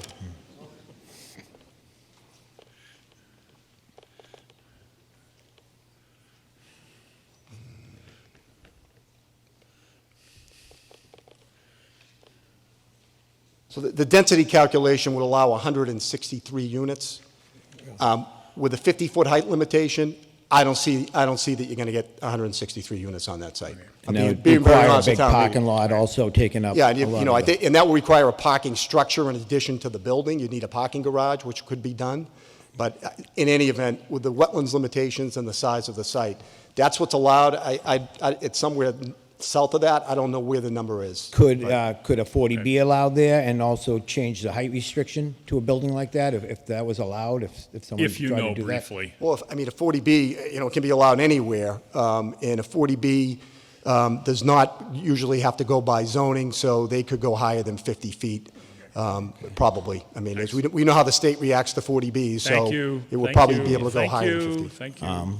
Okay, well, it seems to me like a lot of people do seem concerned about the conservation of this property, and it is for the amount of property that's there and the way the building is, it leaves a lot of green space. It protects the conservation land behind it because it really gives it a much bigger buffer zone, and it just seems like it's a good project. I think it's a great project to have there, because I think if anything else does go and this is not allowed, they're going to, obviously, as a developer, going to have to use every inch of land there to maximize what they're doing on the land, where this property allows a small footprint and allows there to be land for the town to use and the people of the Wakefield to also use. So thank you for that. Thanks. I agree with this plan. Bob McLaughlin, 376 Water Street. Boy, I got involved with when Beale Companies took that property over back in the mid '90s, and they had this Converse tenant over at the American Mutual building that needed some more space. They ultimately built that Converse building, which is the newer of the two buildings that they're right there right now. Of course, the AM building's gone. And when that did, they parceled out, they split that lot up where the Converse building is, and that's where we got that lot that we're talking about right now. Is that correct, Brian? Yes. Yeah, that's what I thought. So we're going back in the way back machine here, boys and girls. So I remember that there was an office building that was in front of the ZBA for that particular lot that we're talking about right now. This is back in the late '90s, early 2000s. They went into the ZBA, and I remember that they were going to build that right up, practically up to the curb. They were trying to plug a big building onto that little lot. And eventually, the permit expired for some reason or other. The deal fell apart, and so now here we are, so many years later, and we're talking about what could go there. And I think this is the best thing. Personally, I think this is the best thing for that lot right now, for conservation and for a lot of other reasons. The biggest reason is because if we ended up with another 40B over there, and we just talked about this the other night, we're going to get a lot of families in there and a lot of kids, and the town's maxed out, and then we get back into the school thing again. All right, so there's just, and the Dobear is going to have to handle that 450 apartments that are going in right now. So this is just going to add on to it. So I would, and besides all that, this is not going to have a lot of parking up there. So you're not going to have a lot of hot top, where you'd have in other sites like a hotel or an apartment house or an office building, and so you're going to have a lot more green grass up there versus hot top. So I think this is a pretty good deal. In all respect to the planning board, I really think that if somebody owns the property, I don't think it's the planning board's right to tell the owner of the property, what they can or cannot do with it. I think because what's going to happen is if this was denied, again, then we're going to go back to a possible 40B or a hotel or something else. It's going to take up an awful lot of green space versus this right here. And there's no kids living in a storage unit. And I get nothing about kids, no problem with that. I've got 4 of them myself. We went through the school system. But, we just have to pay attention to the capacity of what we can deal with in this town. So I'm in favor. Thank you. Stacy Constas, 25 Wave Ave. Oh no, the demon specter of children raises its ugly head again. Okay, but in all sincerity, I actually have a couple of clarifying questions for Mr. McGrail.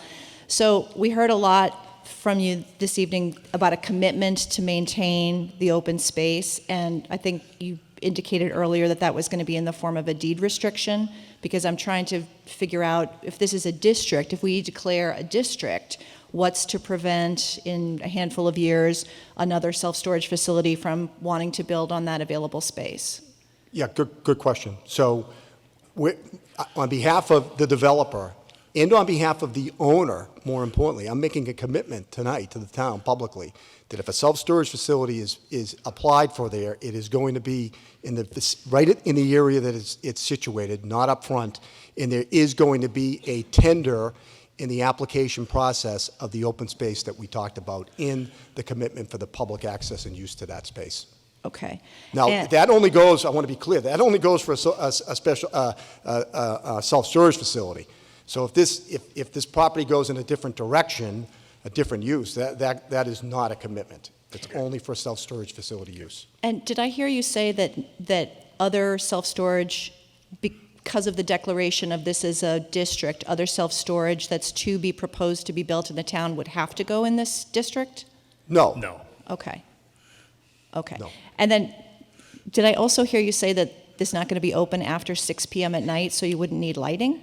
No, I'm sorry. I said the hours are 6 a.m. to 9 p.m. 9 p.m. Okay. Yeah. But they don't need to light up the building.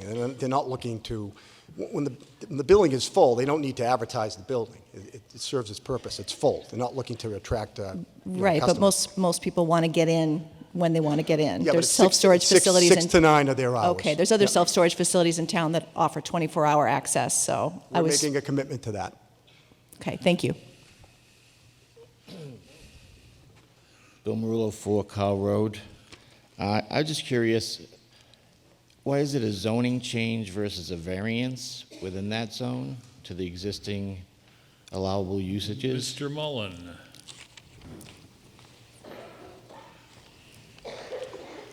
We don't have use variances in Wakefield. Okay. And my concern, like the previous speaker mentioned, is that I wouldn't want storage facilities popping up all over the place, kind of changes the nature of the town. So in this particular district, how big of an area is that zone?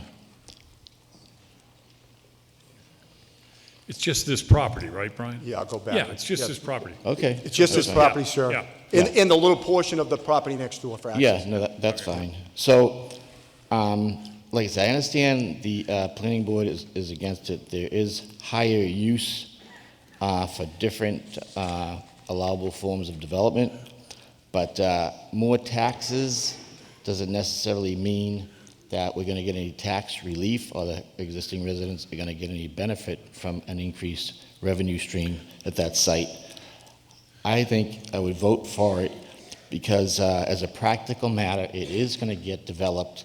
In this particular case, it will service the number of units that they're developing in that adjacent lot. It does not require public safety, any additional school services. It doesn't change the quality of life in this town. Doesn't increase traffic, parking issues. I think in terms of the prior speaker earlier on said, don't fight the development or you get stuck with maybe something you don't want. This is a situation I think you have an input and some control over what happens in that area as long as there isn't parking outside of it and the signage that the town agrees to is limited. To me, it's pretty much inane and doesn't have a negative impact. To me, it's a lesser of other evils. We could be disappointed if this doesn't go through and something else, that site is developed in another manner. So I would vote in behalf of Mr. McGrail. Thank you. Okay. Mr. Boudry. Hi, my name is Bill Boudry, 25 White Circle. I'm speaking to you tonight as a representative of the Board of Directors of the Friends of Lake Quannapowitt. The mission of the Friends of Lake Quannapowitt is to promote public awareness and provide long-term protection and enhancement of Lake Quannapowitt and its surrounding lands. The Friends considered options for this site, and the Board of Directors voted unanimously to support the amendment for the zoning bylaw as brought forward in Article 16 tonight. I'd just like to give you a few reasons. Some of them are redundant in our full position can be seen on our website, but the self-storage building proposal that has been presented will limit the scale of development, set aside green space for public use, and significantly reduce traffic and parking, as opposed to other possible options for development on the site. The proposed amendment for a self-storage building will significantly minimize the development impact to the lake and the lake area. Over 4 acres of maintained and enhanced precious green space will remain as part of the property development. And as has been said, it's important to note that the town meeting action tonight for approval does not in any way limit the efforts of the Conservation and Zoning Board of Appeals for final approval. For these reasons, it was a unanimous decision of the Friends of the Lake Quannapowitt Board of Directors to endorse this zoning amendment. Thank you for listening, and thank you for your consideration. Thank you. Dave Brzezina, 9 Atwood Street. I would encourage the meeting to vote in favor of this. Low impact is something we're not seeing in this town. It's something that we need. The possibilities are frightening, and I don't want my trip to Market Basket to be made any more difficult than it already is. Thank you. Very good. Good afternoon. Noah Thompson, 670 Main Street. I have just a few questions about the land use restriction. Is it a covenant or Article 97? I happen to deal with some of this stuff during my day job, and I'm just a little bit concerned if it is Article 97 because of the constraints it essentially imposes forever. Tom, do you know? Yeah, okay. Yes, a conservation restriction of the kind that I described earlier would make the land subject to Article 97. Okay. And the significance of that is that nobody can change the use without a 2/3 roll call vote of both houses of the state legislature. Yes. And that also includes takings by the town or the state for roadway improvements or widening. That also includes sidewalks, and given its proximity both to North Ave and Quannapowitt Parkway and North Ave along the side frontage, there isn't even a sidewalk already. So it can get very tricky because even for MassDOT to take a 1 square foot of an Article 97 restricted parcel, it does require an act of the legislature, which pushes everything significantly back and precludes a lot of options that otherwise could be on the table. I would be in favor if somehow there would be an amendment to somehow have this conservation restriction apply to the proponent or any self-storage use thereafter. If there's a way to do that, I have no problem. I'm just a little bit concerned that we could enter into a situation that might hurt the public good down the road just for a trade-off of a self-storage facility now. Okay, that's Thank you. Okay, so you're not a motion right now is inappropriate. This is just a zoning. Your concerns are speculative at this point. Okay. I'm just. Yeah, no. Okay. Somewhere another body will deal with that, not this one. Good evening. My name is Will Turner. I'm 4 Lindbergh Road. I just have a quick question about safety, especially with lighting around the area. You said that the building won't be lit up past 9 o'clock, but we do have people who like to do late night strolls and runs around the lake. Do you know what the lighting situation is going to be around the park area and by the building, especially at nighttime with the whole construction going on near the Converse building and traffic and everything? So if this is going to be a blind spot for people who are running and walking the dogs and at nighttime? If you can answer that, yeah, briefly. We'll do whatever the town wants. If the town wants lighting in the park, low level lighting, not an issue. That's, like I said, we showed you a conceptual plan. It's going to be up for the town to decide how that land is going to be used. Okay. And we're going to cooperate and improve it in that regard. All right, thank you. Hey, folks, plenty of good seats down front before the vote. You don't want to miss it. Thanks. I'll take that'd be you folks over there. Doug Butler, 220 Main Street. Look, self-storage is a wonderful business, and it's a wonderful business especially for the self-storage company. It really delivers almost no value whatsoever to the community in which they reside. It delivers perhaps some value as like a storage place, but other than that, the tax revenues of $150,000 on a $110 million budget are peanuts compared to what is probably the gateway to our town, what should be a centerpiece, what shouldn't be sort of a nondescript building with a lovely park. And mind you, that park is lovely, but that's also right on 128. It's not any great shakes for a park. It's not going to be like soothing.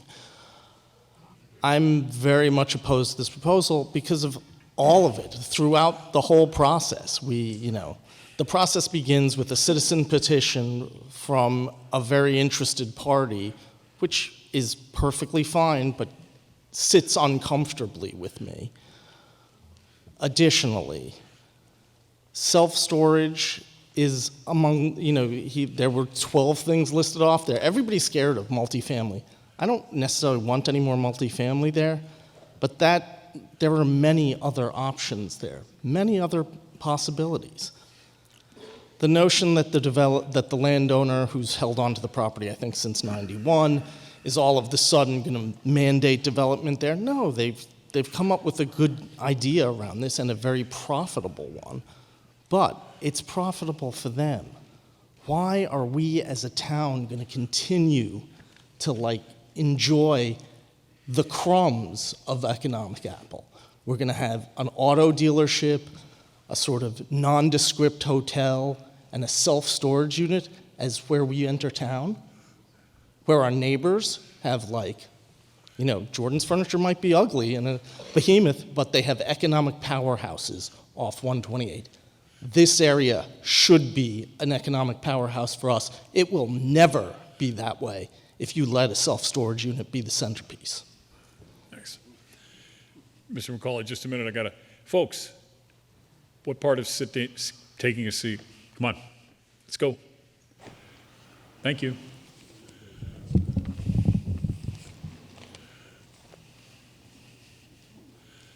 Mr. McCauley. Scott McCauley, 32 Walden Road. I'm actually in favor of this. I appreciate all of the renderings, the graphs, the maps. I'm actually surprised because Joseph was the only one that actually made it into the town warrant, so I'm not really sure how that happened. I'm also excited this is not within a half mile of a train station. Now, you said earlier, owner-developer. Is the owner still going to retain ownership of the property and they're going to lease it? No. No. Okay. Because I can tell you a little bit of history about this. So this used to be swamp and was filled in a long time ago, way back. And do a way back machine, I think, as Mr. McLaughlin or somebody said. But in my lifetime, this has been a very nice open grass field that's been very well maintained, probably at a very large cost to the person that currently owns it. And if this was all overgrown, like other parts, like next to the Knights of Columbus, everybody would have been, oh my God, they cut down all the trees. But it's been open, and I think the reason that everybody is like, oh, we need to keep this is because it has been kept open and has been kept nice for so long. But the reason that somebody bought this is because they wanted to use it as an investment and someday make money off of it. I'm perfectly fine with that. And I think out of all the uses that Mr. McGrail's brought forward tonight to say that it could be this, could be that, this could be a McDonald's, right? So I think that having, if it's based upon the architectural drawing, something that looks appealing like it does in the uses, and having them offer to put a park in instead of being extorted to put a park in by the town, then I would say that this is a good option for the town. It doesn't include, there's no students to overburden the schools, low impact on the fire, police station. So I think overall it's a good option for the town based upon this piece of land, how it's presented, the restrictions as far as leaving it open space. I think it's all a win-win for us, so I'm going to vote yes for it. So thank you. My name is John Sophia, 6 Whittemore Terrace. I'd just like to consider the benefit of this project with respect to the 4 acres of green space that it will save. If you look at the entire green space of Lake Quantapowhat's contiguous lands. It's 45 acres. That doesn't include the 2 cemeteries on North Ave. This is almost a 10% increase in that green space. What we're doing by building, well, I mean, the Cabot and Forbes 3 large space apartment houses are adding 1,100 people right in the middle of that green space. 750 cars, which is 2.2 miles if they're parked bumper to bumper, 2/3 of the way around the lake. A green space has a carrying capacity. We're adding more and more people to it, and at some point, I don't know what that point is, it will cease to be the lovely green space that we all enjoy now. I think it's a great opportunity to add some green space where all we're doing is getting closer to the carrying capacity of what we currently have. I would favor voting for this. Thank you. Haley McCatton, I'm on Forest Street. I'm curious, I know, Mr. McGrail, you mentioned about your client caring about the open space and the land protections. They seem to have owned this land that's been empty for many years. Why now? Why are they suddenly deciding to do this as opposed to leaving it empty? Well, briefly. All I can tell you is that the ownership group has decided that the property is going to be developed. And to be totally honest, they're adamant about it. If this doesn't pass, you will see something being proposed there in the very near future. Okay, and have they or are they planning to hire a wetland scientist to do the new wetlands delineation line? Yes, we'll work with the Conservation Commission with that. You know, whatever the Conservation Commission is going to require to determine that. A lot of times the Conservation Commission will hire a peer review consultant and you know, as I've said, this is an opportunity. Maybe the wetland line has moved closer and we can't do it. So this doesn't happen. This just presents the opportunity for us to have to potentially make it happen. Okay, thank you. Thank you. Mr. McLean.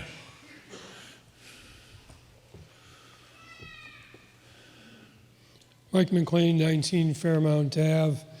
And despite the Butler sign in my front lawn, I'm going to take this opportunity to show you that democracy is alive and well at the front table and disagree with Doug on his position. Why? Well, I'll tell you why. When I was on the Board of Assessors some 20 years ago, we had 31% commercial participation. Now it's down to 18, 19%. We should be looking for a commercial tax base. If we can get $200 instead of $50,000, that's generally a good thing. But more importantly, what about the project itself? Right now, as Mr. McGrail said, and he doesn't want to beat you over the head with it, we don't own this property. I've had people say to me, why can't we make it a soccer field? And I say, how many millions do you have? Are we going to take property by eminent domain? Usually not in town. So what's going to happen? We're fighting 3 40B projects right now with almost, I think, virtually unanimous consent of town council, zoning board of appeals. And what are they proposing to put up? 100 units on the Hahn Street, straight up, right up by the curb. So I look at this project and I say that they have done some very good forethought. They're not just protecting the wetlands. They seem to be compromising on the wetlands line, even though they don't, necessarily agree with it. In addition to that, they're protecting additional land that is not wetlands. The building sits back. It is lower impact. It doesn't have the same amount of cars. My son's got a unit over on Water Street. You don't visit it every day. So you have less traffic. You have less impact on town services, police, fire. Growth begets growth. And when we grow more and more residential units, no, you won't get a tax cut out of this. I won't tell you get a tax cut out of this, but this is a good plan vis-a-vis what we are probably going to wind up with. When I ran for office a couple years ago, we were at 6.7% on 40B. Now we're about 8.9. With what we have in the pipeline, at least during this decade, it may change in 2030, I'm not going to get into the weeds, but we will probably hit 10%. So any developer right now has got to be out there thinking, I better get in the pipeline. So I believe that if we do turn this down, there will be another project proposed. And I think it'll be closer to the street. I think it'll use more land. And I don't think it'll be commercial. I think it'll probably be residential. So I am supporting this project. Thanks. Good evening, Julie Scott, 4 Central Street. I agree with everything Mr. McLean said. I'm on my phone. I'm looking at a website for the AMC Boston Mountain Club, and Wakefield is listed as some of the best windsurfing sites, on the list of some of the best windsurfing sites in New England. Lake Quannapowitt is listed, Pleasure Bay, South Boston is listed, Powder Point Bridge, West Dennis Beach, Calmus Beach in Hyannis, Fogland Point in Tiverton, Rhode Island, and Negret Pond in Charleston, Rhode Island. Wind direction matters. Somebody had mentioned that before. Brian, you and I talked. I'm still concerned about the height. And I'm concerned about any building blocking the wind. So I look forward to talking with the planning board and the ZBA as this goes forward. I'm very concerned about the height because passive use of the lake, people love to come and watch the sailing. You can see it 4 seasons of the year, and it's a real selling point to our community. So I'll be all over you about the height. Mr. Knoll had mentioned that in the wording of the article in the warrant, the outside storage is still there. Am I correct in assuming that that's actually been axed out? Yeah, sorry. I was checking with the clerk. Yeah, the building inspector determined that outside storage in a self-storage facility under our bylaw is not allowed. And I'm making another public commitment that we will entertain and welcome a specific condition from the Zoning Board of Appeals. There's no intent for outdoor storage. So here. there will be no boats and no There'll cars? be no boats. stored outside? Everything will be inside the building. And loading and unloading takes place inside the building also, the way it's structured. So there'll be That's no, what I heard yeah. at the public hearing. Okay, good to know. If this is ever sold, it stays the same usage?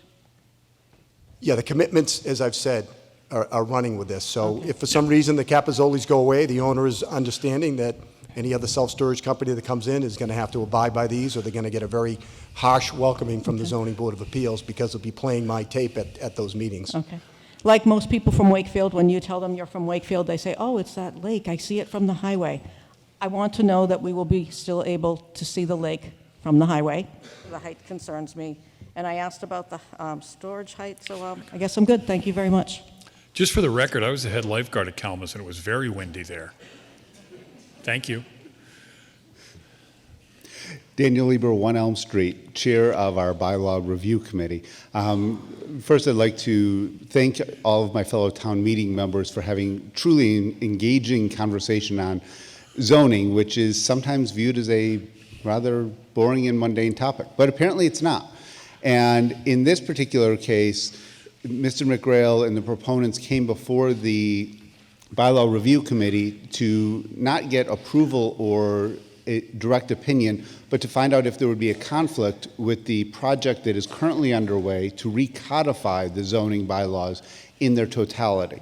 And with council's recommendation, the Bylaw Review Committee voted unanimously that there would not be any conflict with this proposal and the pending process under which we are recodifying the zoning. So the council that we have retained and are working with has reviewed this proposal and can incorporate it into the recodification without any problems. That said, I think that this is a process by which the developer is working with an attorney, working with the various town boards, is making public commitments that are being recorded very publicly for the town and for others to really make this project as much of a win-win as we can find in the town itself.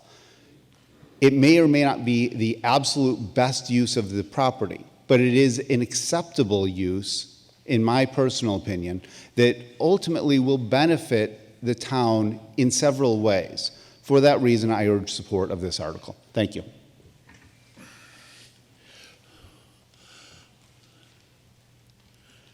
Hi, good evening. I'm Ed Dombrowski, 15 Chestnut Street. I wanted to first thank everyone for the comments. I think this has been a really good and civil discussion. I have tremendous respect for Friends of Lake Quannapowitt. I think they've done some exceptional work around the lake. And so the fact that they have unanimously supported this, I think, carries a lot of weight in my own decision-making relative to this. I'm a frequent lake user. I run the lake regularly.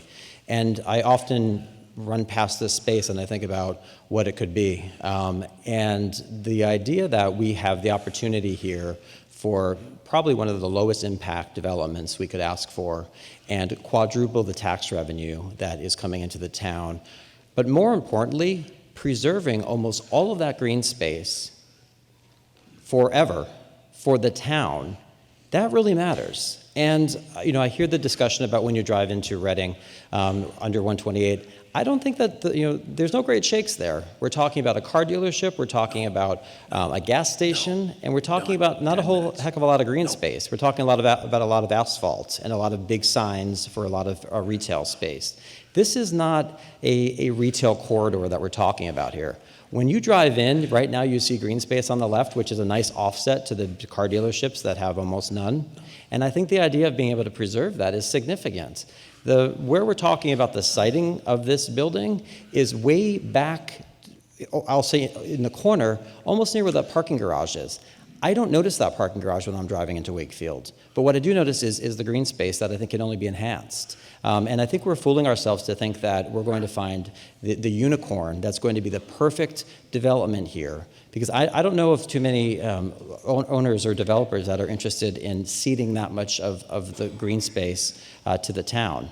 And I can't help but think of from a few years ago when we were talking about a similar issue on North Avenue just down the street, and it related to next to the Knights of Columbus. And if I recall, there was, I think it was a project, maybe it was 3 townhouses or something along those lines.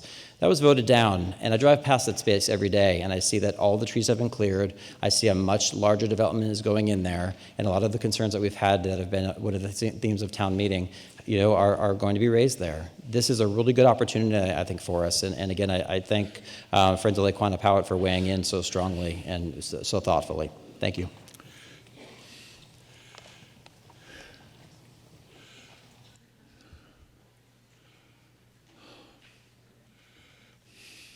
Hi, David Bisson, 20 Hancock Road. Have you been up on this already? Not on this. Okay. On DPW fueling station only. Oh, okay. Thanks.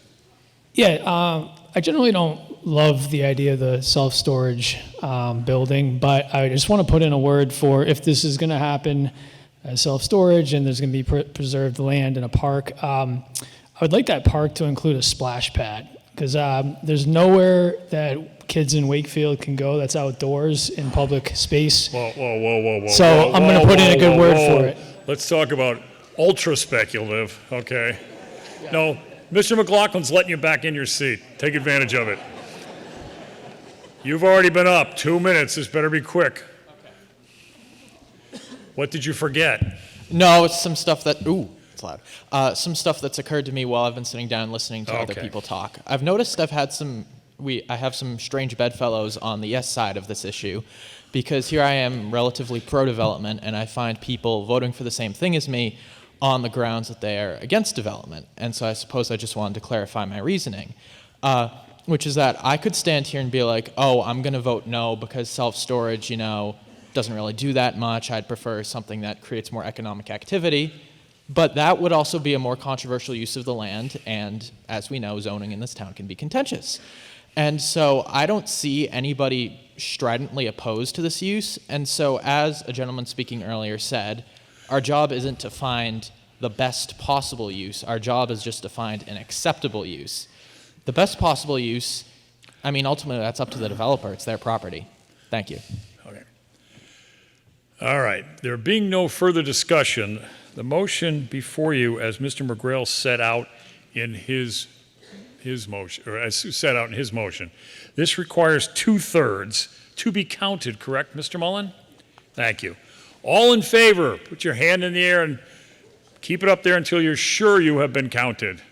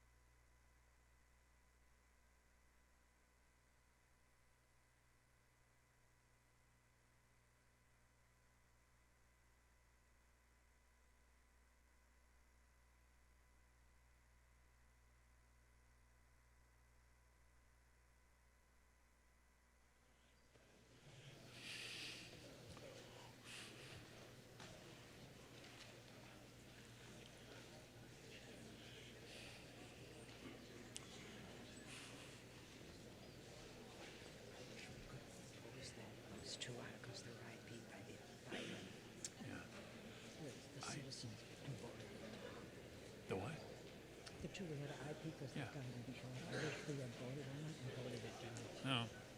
But there's no motion. There's no motion. Couldn't somebody have made it? Yeah.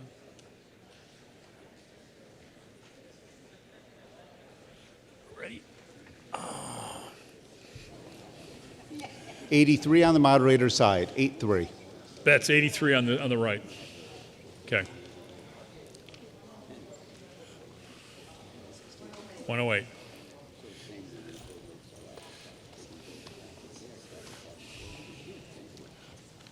$116 in the middle. All opposed, raise your hand and keep it in the air until you're sure your vote has been counted.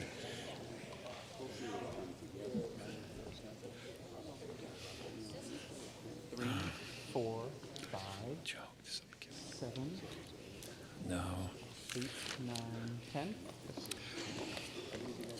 10 in the middle.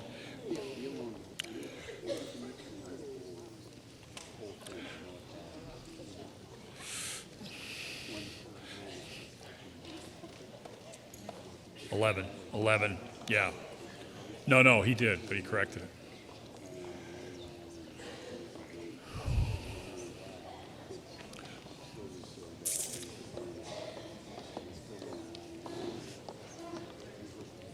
Four on the right, 4.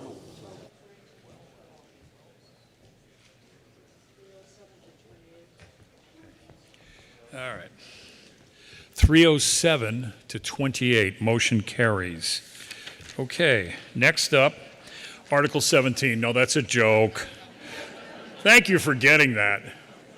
What the number again? 307 to 28. 307 to 28.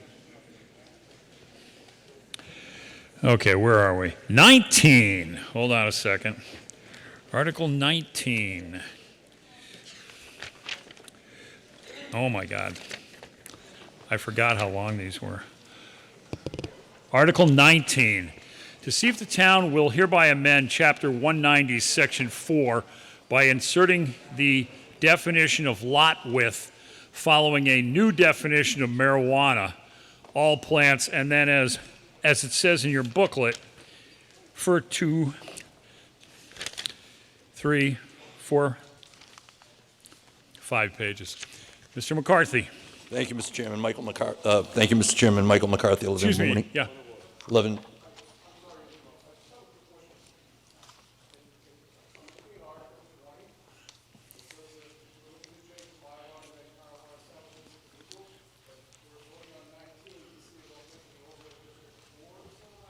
Right. Mr. Mullen, can you explain that, please? I'm sure this was thought out. Yeah, can you, what his question is that, go ahead, Mr. McCauley, give it again. Can you go to the mic, please? Hey, calm down. I don't need a subcommittee here. Sorry, Stop so I just want yelling out. clarification, because Article 20, that's Scott McCauley, 32 Walden Road, we're looking to amend the bylaws to change and take out marijuana establishments forbidden. So I'm just wondering if we're putting the cart ahead of the horse here by doing a marijuana overlay before we decide to take that language out of our bylaw? So the issue is that we have two prohibitions in Wakefield against marijuana establishments right now. There's a general bylaw that says thou shalt not sell marijuana in Wakefield. And then there is nothing in the zoning bylaws that permits it. So both of these articles, one amending the general bylaws and the other amending the zoning bylaws, both of them have to pass in order for the purpose of either of them to prevail. It really doesn't matter, I think, which comes first. Well, I'm just thinking that Article 20 would be a much quicker and easier vote than going through 3 pages of Article 19, because we'd need to vote yes on both of them for this to be able to come to fruition in town, right? Article 19 requires a 2/3 vote, so if it gets a yes, then Article 20, which only requires a majority vote, is a certainty to win. There was some thought put into this, Mr. McCauley. Or if we get a majority vote on 20, then we don't have to worry about a two-thirds vote on 19. Yes, we do.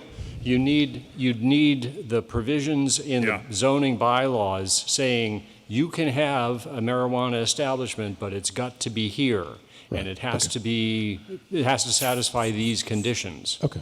Yeah. All right, great, thank you. I just wanted clarification.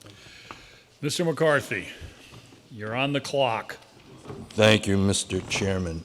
I move that No, the town... moderator. I'm Mr. not Moderator, chairman, I yes, think. sorry. Is that right? Not chairman yet. I move that the town amend the zoning bylaws as set forth in Article 19, provided that the following revisions be made. Number one, wherever the word solicitor appears, replace with the word council. That relates to town council. Two, wherever the word ordinance appears, replace with the word bylaw. In Article 19, Section 190.14.4, replace the word clays with days. It's a typo. In Article 4, number 4, in Article 20, Section 1, delete the following, comma, and the word consistent. In Article 20, Section 2.1, delete the following, quote, 36W-017-008, comma, 36W-010-012, and the ampersand, close quote. And lastly, number 6, in Article 20, Section 2.2, replace the numerals 4.2.1 with 190-44. Mr. Chines. Second. Thank you. Mr. McCarthy. Thank you. Mr. Moderator, do you want the planning board recommendation? No, you give your Very good. your spiel, and then he will comment on your spiel. Thank you. Not sure how this... there we go. Some history, Mr. Moderator. In November of 2016, Massachusetts voters passed Question 4, statewide initiative, a ballot legalizing marijuana use by individuals 21 years of age or older, so-called adult use. The law went into effect in Massachusetts December 15th, 2016, and the state's adult use market began sales November 20th, 2018. The initiative, Question 4, was codified under Massachusetts law as Chapter 94G, allowing retail sales by marijuana establishments, which I'll refer to as MEs. The state regulations were also promulgated in 2018. That's 935 CMR 500. Currently, MEs are operational in many communities in Massachusetts, including many nearby communities, including Melrose, Woburn, Malden, Lynn, Medford, Salem, Danvers, Rowley, Gloucester, and a new facility being planned, and I believe has been approved, in the old 99 on Route 1 in Saugus. There are approximately, I think as of 2023, there were 314 MEs approved in the state. This proposal would allow a new business to be located on Teal Road. I'll show it, I'll display it on a map in a minute, and an overhead view, on the, essentially off Audubon Road. It would increase revenues. I have a graphic on that. It would increase convenience for Wakefield consumers, and not incidentally, MEs provide a safe alternative to illicit sales of marijuana in the state. There's also a revenue component.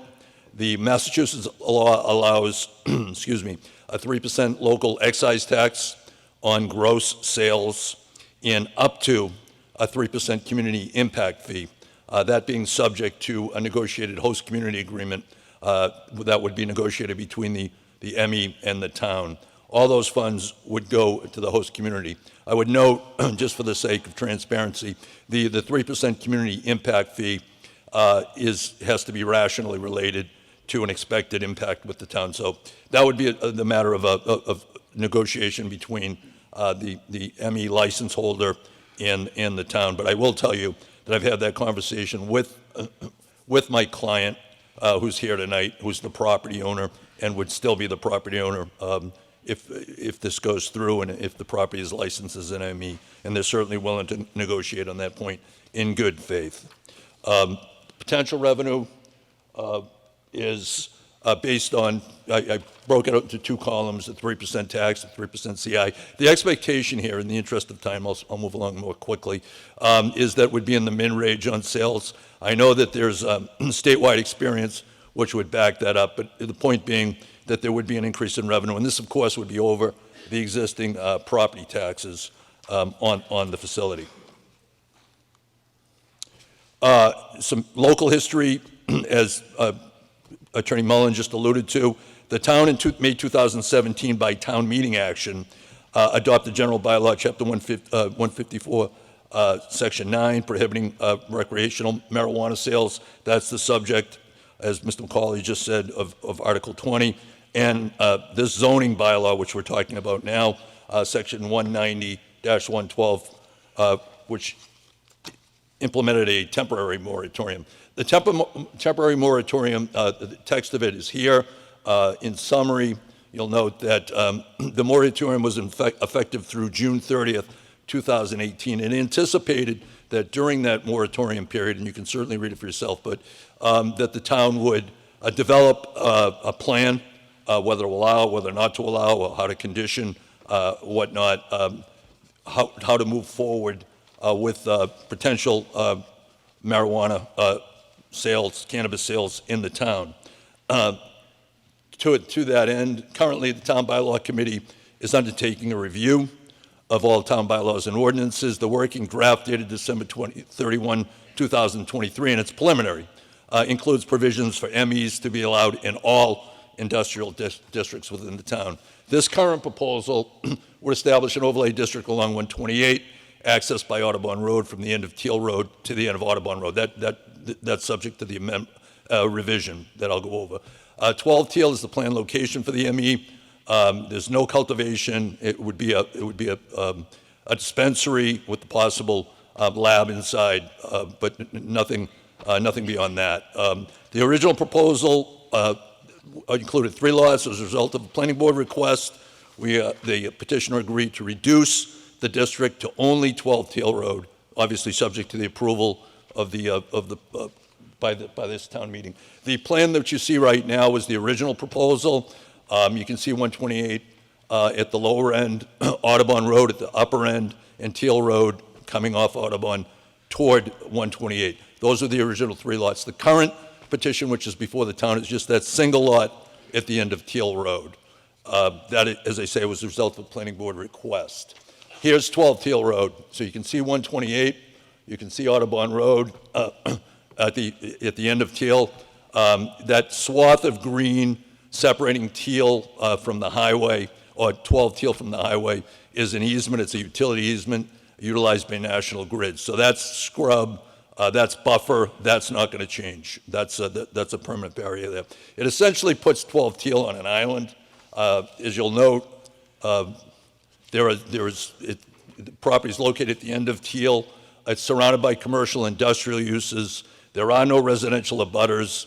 The access to the property is directly off 128 to Audubon Road onto Teal Road. It's through a business industrial district. There would be no traffic, no other impacts on residential neighborhoods or the downtown business district. It's important to note, just as with the last petition, that the passage, if this were to be passed by town meeting, it does not establish an as-of-right use. The proposal would have to go forward to the Zoning Board of Appeals, where the special permit requirements would be applied. There'd still be a host community agreement negotiated with the town, and would also require state licensing from Mass Cannabis Control. The overlay district would allow the town, I think this is very important, to preview the experience of an ME before opening the doors to other areas of the town. In other words, if it weren't all industrial districts, there could be a slew or a rush of candidates. This would allow the town to preview the experience, iron out any issues, identify any issues, gain any knowledge with respect to expected income that could be applied in the future, to gauge community impacts, which will relate to future operations. The town would be basically wading into the experience and not rushing in with both feet. So it's a slow entry into the process. The bylaw requirements require all activity to occur within the building. There'd be, I'm going to skip ahead here, but essentially The bylaw requirements require a well-developed security plan, which would work in concert with the police department. We've done some research. We've found that there are no real safety or crime problems relating to this type of an operation, but there would be a significant security plan developed with the police and the town. I would also note that the client who owns Teal Road 10 and who would be seconds. would be doing this development has owned the property for 15 years. They're going to hold on to it. They're not a national big company. It's a family business. They're from Linfield, and it would remain that way. And they're in the security business. So I'm fully confident that the site would be run capably Thank you. and responsibly. Thank you. Thank you. Planning Board.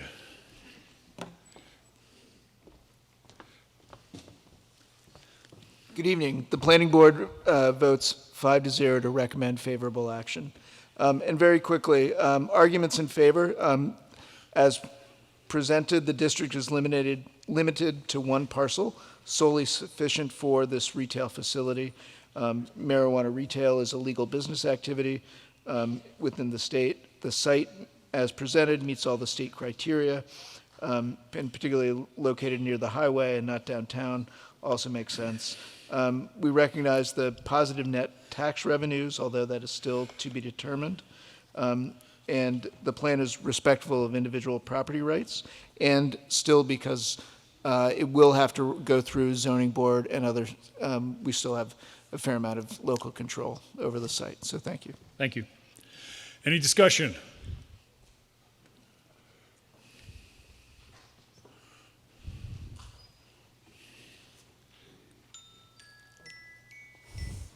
Oh, who was that? Oh my God, of all people. One must set an example. Hello, Julie Scott, 4 Central Street. Tonight, we consider allowing the marijuana industry to operate in an overlay district in our community, meaning that we would allow the Mass Cannabis Control Commission to have a strong say in that area of our town. News reports state that the legal cannabis industry in Massachusetts, which is overseen by the Cannabis Control Commission, is a mess. As this state entity enters into host agreements with each community, all voting tonight must understand the current disarray of the commission. The negative perception of the mass cannabis industry could affect our entire community for the foreseeable future if we elect to house a dispensary so close to so close to Linfield's beaming Market Street shops. Nearby, the Cannabis Commission oversees stores in Melrose, Salem, Woburn, Malden. There will be one on Route 1 in Saugus. There's a state website available to find retailers near where all of us work and live. All have a right to safe and well-tested recreational and medical marijuana. I, like many, voted to support its legalization. But reports about the industry I supported are shocking. A WBUR December headline states, "Cannabis commissioners defend their work despite turmoil and high-level suspensions." A Boston Globe editorial was titled recently, "More Chaos as the Massachusetts Cannabis Commission suspends 2 more. The commission is also battling a lawsuit related to a previous dismissal." Yet another Globe article of late last fall states, and I quote, "Chaos continues to rain down on the Massachusetts Cannabis Commission. The removal of Sinclair and Schrader come after Executive Director Sean Collins stepped down from his position," unquote. The chair of the commission, Shannon O'Brien, was suspended last fall. Still getting paid and still listed as chair of the commission on its website, Ms. O'Brien is a supremely connected Democrat state official, having served in the Mass House of Representatives, in the Mass State Senate, was a Mass treasurer, and was the Democratic Party's nominee in the 2002 Mass governor's race. Her disruptive quest to regain her chairmanship of the CCC continues to damage the entire industry. She chose to share an unflattering job review of the whole commission. According to a Boston Globe article dated April 9th, she has stated of her own time on the commission, and I quote, "For over 2 years, it has become well known that the commission is an agency riddled with internal discord, lack of accountability, and infighting. Because of a lack of strong leadership," now this is her talking about her work. Can I just ask a question? are you going to bring this back to zoning in Wakefield? It's about the Massachusetts Cannabis Control Commission being in charge of this. Which would oversee if this store were open. That's why you signed the host agreement. Okay, all right, okay. Okay. Just wondering where we're going Because with of a this. lack of strong leadership, the CCC has been failing to meet the needs of a rapidly expanding legal cannabis industry. Now, this is her words. Further, and maybe more troubling, it was clear that the agency was failing in one of its central responsibilities, promoting access to a lucrative industry for persons who had been disproportionately impacted by the war on drugs, as well as targeted groups such as persons of color, LGBTQ, disabled, women, and veterans. That's her review of her work. Like the MBTA, who receives income from the taxing of the mass cannabis industry because poorly managed state entities stick together, this commission operates like the Keystone Cops. Less than 6 years old, there is not one commissioner standing from when the CCC started. Okay, I'm trying to keep, I'm being very open here. You're doing a 4-minute commentary on the commission. I was hoping it could be 5. Okay. Yeah, well, let's try and tie this back to the Wakefield zoning article, okay? You think I am you don't think the not in commission's good. favor of the Okay. Cannabis Commission having anything to do with Wakefield. There's a state. Okay. There's a Oh, there's there we a go. bill in the Senate. Okay. There's a bill in the Senate. It's Bill S-58. It's titled an act establishing an internal special audit unit within the Cannabis Control Commission. It was concurred by the Mass State Senate on April 11th of this year, and it is to promote restructuring on all levels of the commission and its work. I ask that we do not rush to greet the Cannabis Control Commission with open arms at this time. The commission must receive 30 seconds. must receive the oversight and targeted redirection that will be demanded by Bill S-58. The state Senate agrees that one of their own agencies, the Cannabis Control Commission, needs to do a complete turnaround. The Senate agrees on the immediate need for a 4-year-long internal audit. They already had one, and they failed it. 10 seconds. One can presume that the House will soon comply. I ask that we support the intention of the bill and give the Cannabis Control Commission time to pull itself up out of the mud. Tonight, this town body Thank must you. not support the article that Thank you. proposes a marijuana overlay district in Thank you. Wakefield. Thank you. Thank you.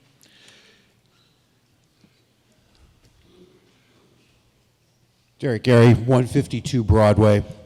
I have been involved in this industry for the better part of the last decade, both with businesses on the West Coast and with businesses in Massachusetts. Full transparency, I am working with a cannabis dispensary in Massachusetts right now that would in no way, shape, or form be impacted by any decision that we make here tonight.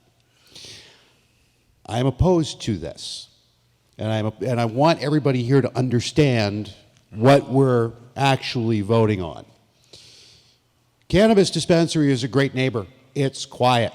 You know, whatever you think about people who use marijuana, you actually could not ask for a quieter business to be in your community because they go to very great lengths to keep everything quiet. If you've ever driven by one, the windows are all blacked out. You can't see anybody coming and going. The parking lot always looks empty. You know, they hustle you inside, and it's everybody's hush-hush. But that's what's happening right now. As some of you may know, earlier this week, the Department of the DEA, the Drug Enforcement Agency, voted to begin a process to reclassify cannabis from Schedule I narcotic to Schedule III. What this means, essentially, is that a Schedule I narcotic, heroin, cocaine, things of that nature, cannot be transported across state lines for any reason. A Schedule III narcotic can be transported across state lines. This is a game-changing moment in the cannabis industry. And I can tell you as someone who has been in it, there is a lot of big money on the West Coast waiting for the moment when they can begin buying local dispensaries and creating what is essentially going to be the McDonald's of cannabis. This is coming. And when you look at the map, I'd encourage anybody to look at a map of dispensaries. Wakefield is a big island. There is a big moat around us of communities that do not have dispensaries. And part of the reason you would want this location, and I'm sure the owners have given some consideration to this, and nothing against them, nothing against their plans, But the exit plan here is to sell this and to have some national player come in. You have convenient access to a highway. You're minutes away from it. You don't have another dispensary around for 10 miles. The company I work for is also in the automotive industry. This is exactly how Toyota figures out where to put their dealerships. Anything around for 10 miles, highway access, we're in. So while the plan before us today is for a single dispensary, which would be a nice, quiet neighbor, would generate some tax revenue for the town. Personally, knowing what I know about the business, I think the mid-range estimate is optimistic at best. If I look at what's happened out in the western part of Massachusetts, dispensaries are shutting down because they can't compete. A dispensary by itself is a losing business because there's too much competition and the customer is too price sensitive. A grow operation, that makes money. And that's what the West Coast is looking at. So what we're opening the door to here, if we approve this, is ultimately to have at least one, possibly more, national chains come in here. And as anyone who has dealt with national chains knows, they tend to be less accountable to the local zoning board and the local government than a small business is. So I'd just like everybody to keep that in mind when you cast your vote tonight. Thank you. Mr. Butler. Sure. Doug Butler, 220 Main Street. For many of the reasons that my predecessor speaker just outlined, I came to here feeling like I was very much in favor of this. It is a wonderfully situated spot for a dispensary. It is right on the heart of 128. There are no competitors within miles. It is a great place to open that business, and it would be probably highly lucrative to the town. And, you know, the McDonald's of dispensaries, amen. Like, I would love that. I would love to have a, you know, if there are going to be dispensaries, we'd like to have a McDonald's here. We have a McDonald's in downtown. I'm a little concerned with both the way the whole zoning bylaw was created, but also with some of the statements that you made. Like, when I was researching this initially, I thought that the group that runs the security place sold this property back in September for, like, I don't know, on Patriot Properties it changed hands to a 12 Teal Road LLC for $1.3 million back in September. 12 Teal Road LLC is owned by Stephen Caruso, who's a developer. He's based up in Boxford or something like that, one of those places. I'm a little concerned with how this is being presented, and I'm not sure that we all understand. You can clarify if I just don't understand why the documents would read in such a way that it doesn't seem like the family's still owning this land. No, there wasn't a question. No question, just a comment. Oh, no. Does the family still own this land? Oh, does the family? Yeah, you can answer that briefly. They do. I can give some detail to that if you would allow. No, they still own it. They own it, yeah. Okay, there you go. Thank you. Next up. Good evening. Candace Linehan, 51 Oak Street. I'm Vice Chair of the Board of Health, and I would like to read a statement on behalf of the Board of Health tonight. The Board of Health does not recommend favorable action at this time. The board would like more time for discussion surrounding hours of operation, permit caps, definitions, and other guardrails. And I'd like to point out that other communities that have allowed for recreational marijuana sales have Board of Health regulations around health and safety in their towns. The community impact fees that retailers have traditionally paid to host communities are under challenge all over the state, with most communities with host agreements under litigation and facing possible clawbacks by the industry. And the proposed area for the overlay are a 5-minute walk from Colonial Point, which is a large population of low-income housing here in Wakefield. And it's also near Communitas, which is adult daycare and adult day programs and healthcare. This burden would be borne by the most vulnerable in our community. We're not completely opposed to this movement, but we are looking for more considerate policies to address several of the issues. Thank you.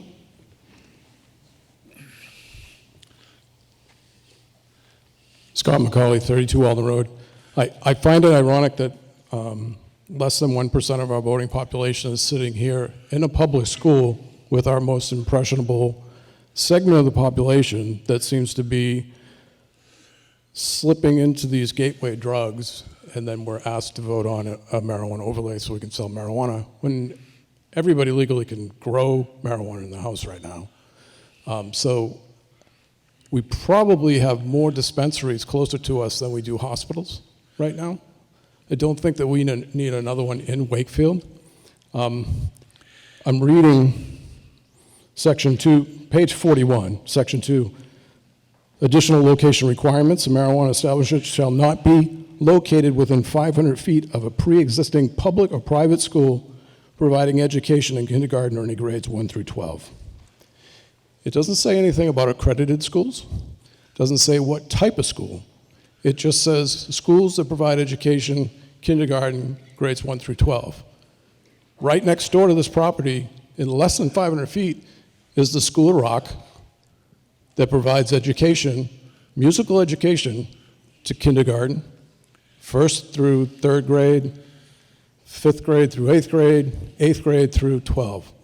So I'm not sure if we could do this, because the center line of this property, the single one you're proposing, is definitely within 500 feet of that door, and it's a school. And then also voting on this zone would preclude other people who may want to open a school within that area, would it not? Because it's within 500 feet, they wouldn't.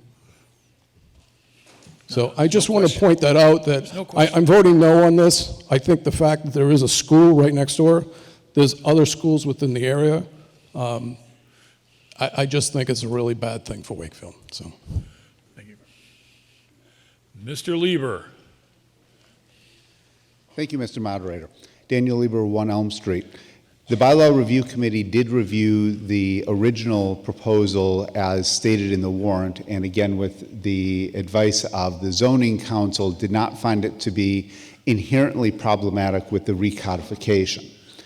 The Bylaw Review Committee also very explicitly did not take a view on the content of the article itself. So while the vote was unanimous that it was not in conflict, there was no view on the content of that. That said, I'm not in favor of this particular article as written. I think that this article will open up a lot of ills for the community, especially where the finances simply don't smoke out, to use a bad pun, and there will be more coming. The finances, the community impact fee, it isn't determined. And as the prior speaker noted, it is under a lot of challenges, and some communities like Boston have actually had to pay back millions of dollars in fees to various marijuana establishments.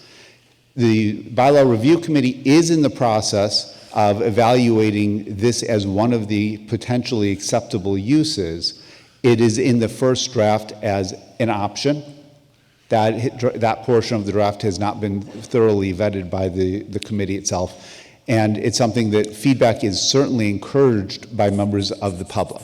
And to the extent that we should have any sort of marijuana usage in dispensaries, retail establishments, cultivation, and other uses, feedback is welcomed.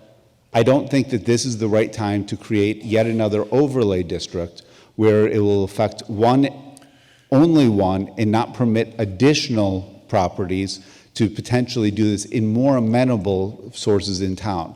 We currently, for example, have an adult entertainment district. We don't currently have any adult entertainment establishments that I'm aware of that are public. Whether they operate under other names is debatable, depending upon Dan, no speculation, okay? Oh, that is very speculative. But, you got something, fess up, all right? But a very realistic option would be to have this in a similar view, in a similar location as the adult entertainment district. So there would be places in town that are already determined to be very low impact. So with that, I encourage us to just be very cautious, and I encourage a no vote on this particular article. Thank you. Folks on the side, pretty good, lots of really good seats, and we aren't going to have the vote if you're standing there, so you don't want to be responsible for that. Sit down. Good seats over there. Come on. Am I talking to myself? Thank you. You're up. Hey, Tim Lilly, 6 Howard Street. I rise in support of this. At Monday's town meeting, the Finance Committee, mentioned how our expenses, our spending is outpacing our revenue. And like the last article that we passed about the self-storage, this is an opportunity for more revenue in town. And if we pass this today, it's not the end. The town council will have to sign an agreement with the owners of this proposed facility, and then it goes to the ZBA for a site plan review. So there's a number of steps still involved. And as was mentioned, towns all around us and all around eastern Massachusetts have these facilities, and you don't even notice when you drive past most of them. Going on Route 1, as someone mentioned, Saugus is going to have one. Revere, right when you cross the line in Route 1, has them. When I take the train into Boston from North Station to my office, you pass by several. It is not, it's not going to change the character of this town, and this is the perfect place to put it in town, down an area of town away from residential neighborhoods, right off the highway, away from parks and schools around this community. So I think it's an opportunity for additional revenue for town. It is not a fait complete if we pass this tonight. It would be the start of a long process, so I urge approval of this. Thank you. Wait, I think you, yeah, we're going in order. No line cutting, even by the planning board. Marcy McCauley, 32 Walden Road. I think Wakefield is in a very tough growing pain situation right now. We've got a lot of things we're trying to sort out. We took a ride down to this area this week, and I was actually surprised at all the learning centers in that area. I didn't realize that a few more have come into play there. And it also appears to be a one-way in, one-way out kind of situation, I believe, on that street. So I was just looking at the revenue projections and our potential 3%, and I'm just going to recommend if we start selling that much marijuana, you don't ride your bike around the lake. So I'll be voting no on this. Okay.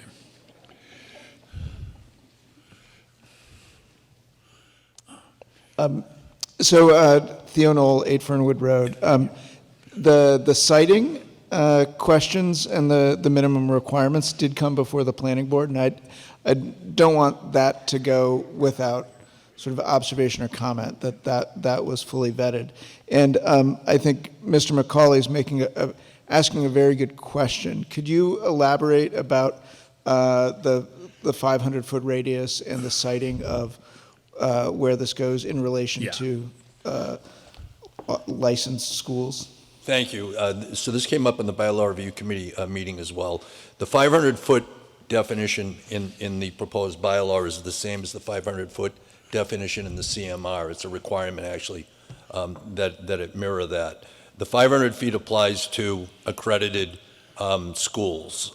The School of Rock that was mentioned earlier is not an accredited school. It's a music school.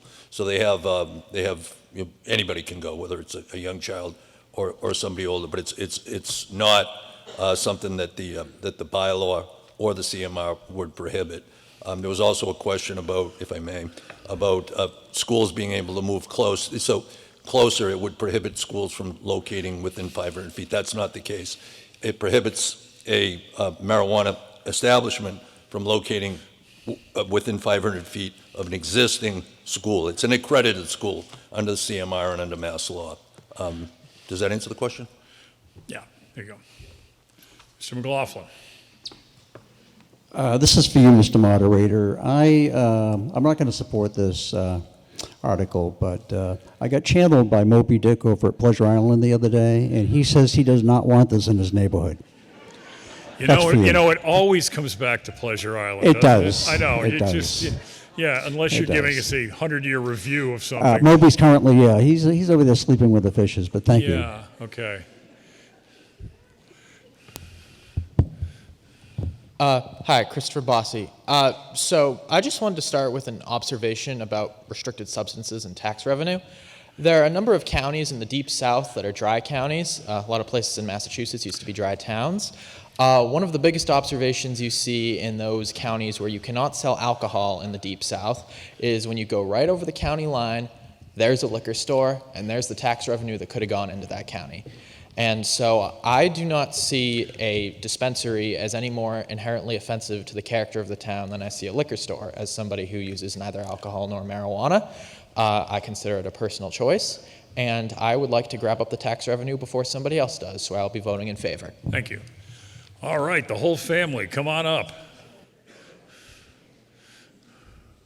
I might as well round out the family. Yeah, I was going to business say, here. yeah. Hey. I have a couple of questions. Whoa, through no. you. Who are you? I know. To you, Mr. Moderator, Who to are you? the superintendent of schools. Excuse me. Who are you? I'm sorry. Charles McCauley, 32 Lawrence Street. Thank you. I was so used to being recognized wherever I went, I didn't think about it. I know who you are, but you got to say your name. It's one of those little. I do have a couple of questions through you, Mr. Moderator, to the school superintendent concerning this subject. A question was brought up a little while ago about schools, and then a rebuttal to it was that they were accredited schools. What defines an accredited school? Maybe the superintendent could address that. And in addition to that, an additional question is, if these schools exist there already, is the superintendent aware of them and have any involvement in them? I mean, Doug, can you answer that? I mean, it's a private business that calls itself a school. I mean, can you answer whether the School of Rock is an accredited Yeah, school? so wasn't Columbia University and Okay, a few all right, others private. we're not going there yet. Yeah, there's different levels of accreditation, but I'm pretty sure the School of Rock is not accredited.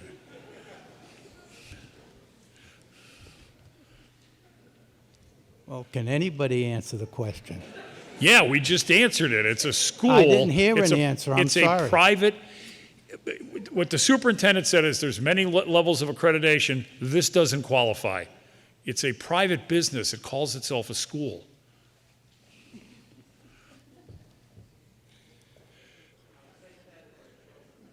No, it's not a joke. It's not an accredited school. You asked if it was. Superintendent said no. There you go. Would anyone else like to be here before the family gets back up? Are you heading to the microphone? Are you from the town? Okay, just making sure. A little out of towners over here. I want to keep track. Dan Burke, 8 Sheffield Road. What's the official position of the Wakefield Police Department regarding this article? Chief?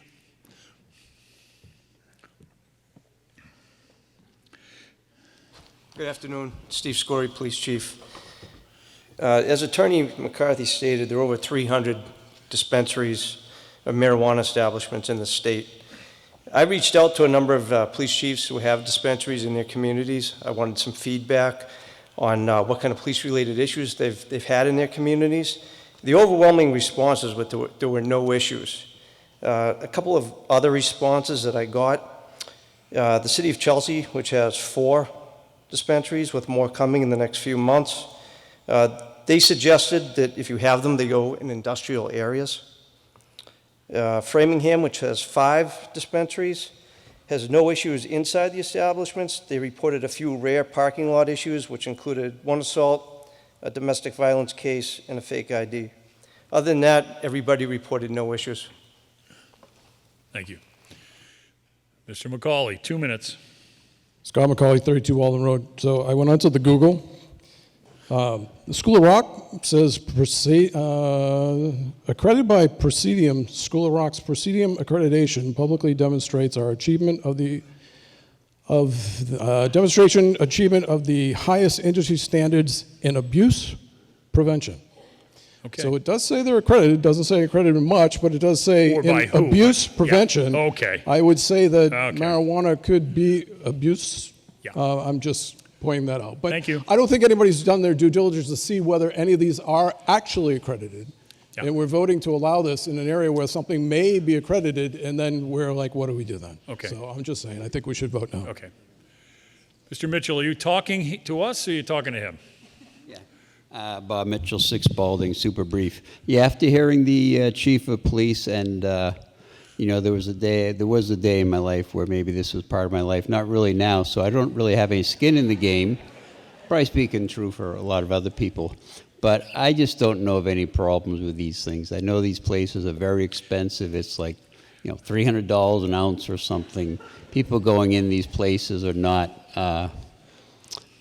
what you fear. I hear a lot of fear and so forth. I just don't see it in the media. I don't hear it from the chief of police. I don't give that any weight whatsoever. I think there's an advantage to having it as a revenue source. I think that it's over basically in Linfield, to be honest.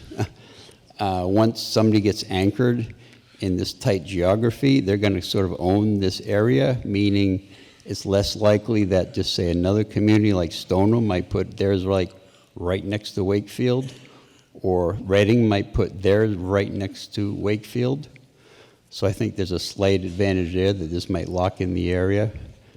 I'm in favor of this. I don't see any adverse impact to this. It's a basically good revenue stream. I don't see any adverse impact to this other than just a decent revenue stream. Okay. So I'll be voting in favor, and I hope we get to vote on this immediately after I speak. Thank you. Nope. Hi, Julie Smith Galvin, 28 Grafton Street. I really came in tonight not knowing how I would vote on this, but having listened to everybody, and I'm particularly moved by Candace from the Board of Health. I mean, it's great that we talk with all of the boards, but the fact that the Board of Health has questions about this and wants more time to vet it, that it is close to vulnerable populations, I personally am voting against this. And it can come back later after the Board of Health has really looked at it, but I put my trust in them. Thank you. Any further discussion? There being no further discussion, this is a 2/3 vote. Tellers. Zoning, Tom, that's what I always remember that. All in favor, put your hand in the air and keep it in the air until you're sure your vote has been counted.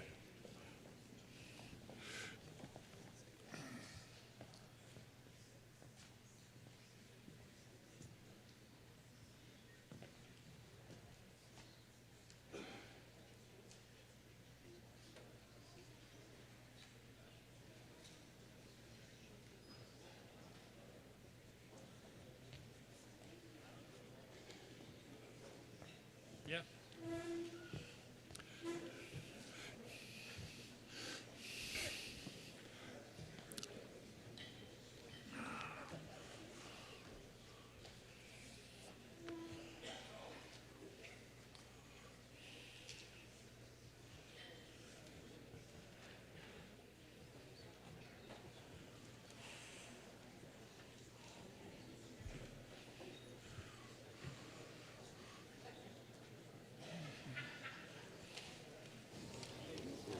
$36 on the right, 3-6. 48 in the middle.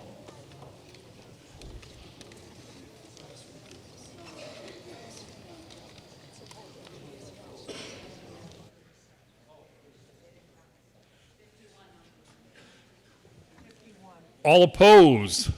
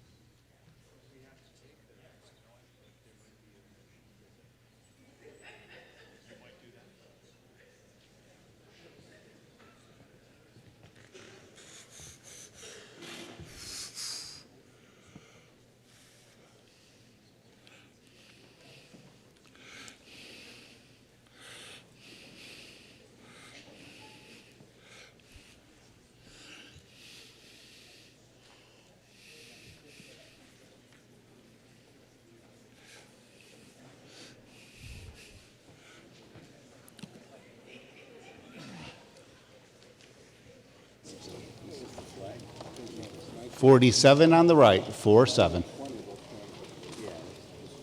68 in the center.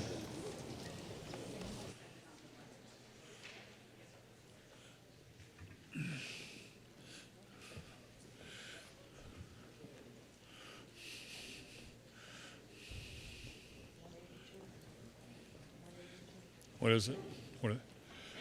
How much for? 4? 47, 68, 67. So what are the numbers? What's yes? Yes is 136. 136? And no is 182. Yes, 136, no, 182. So the motion does not carry. Article 20. All right, hold on a second. I gotta just say what it is. So then you can indefinitely postpone. Where is Article 20, to see if the town will vote to amend Chapter 154, Peace and Good Order, for the town of Wakefield by deleting Section 154.9, marijuana establishment forbidden, to see what the town will do about it. Mr. McCarthy. Mr. Moderator, move it indefinite postponement. Mr. Chines. Any discussion? Being no discussion, all in favor? All opposed? Okay, now we are on to the citizens petition brought by Mr. Carney prior to being a member of the board, but he's doing a presentation, so you can come up here. To see if the town will adopt a general bylaw, use of flagpoles on town property, and then it proceeds as listed in your book here. And he's going to explain it. Mr. Carney.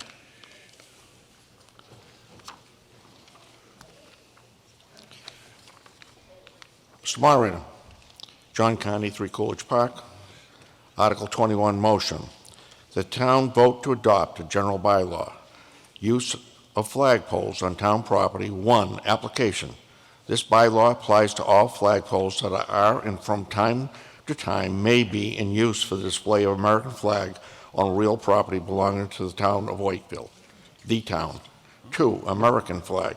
Except during inclement weather, the flag of the United States shall regularly be flown during the daylight hours from at least one flagpole at each town facility that has one or more flagpoles. It shall not be flown at night except when illuminated.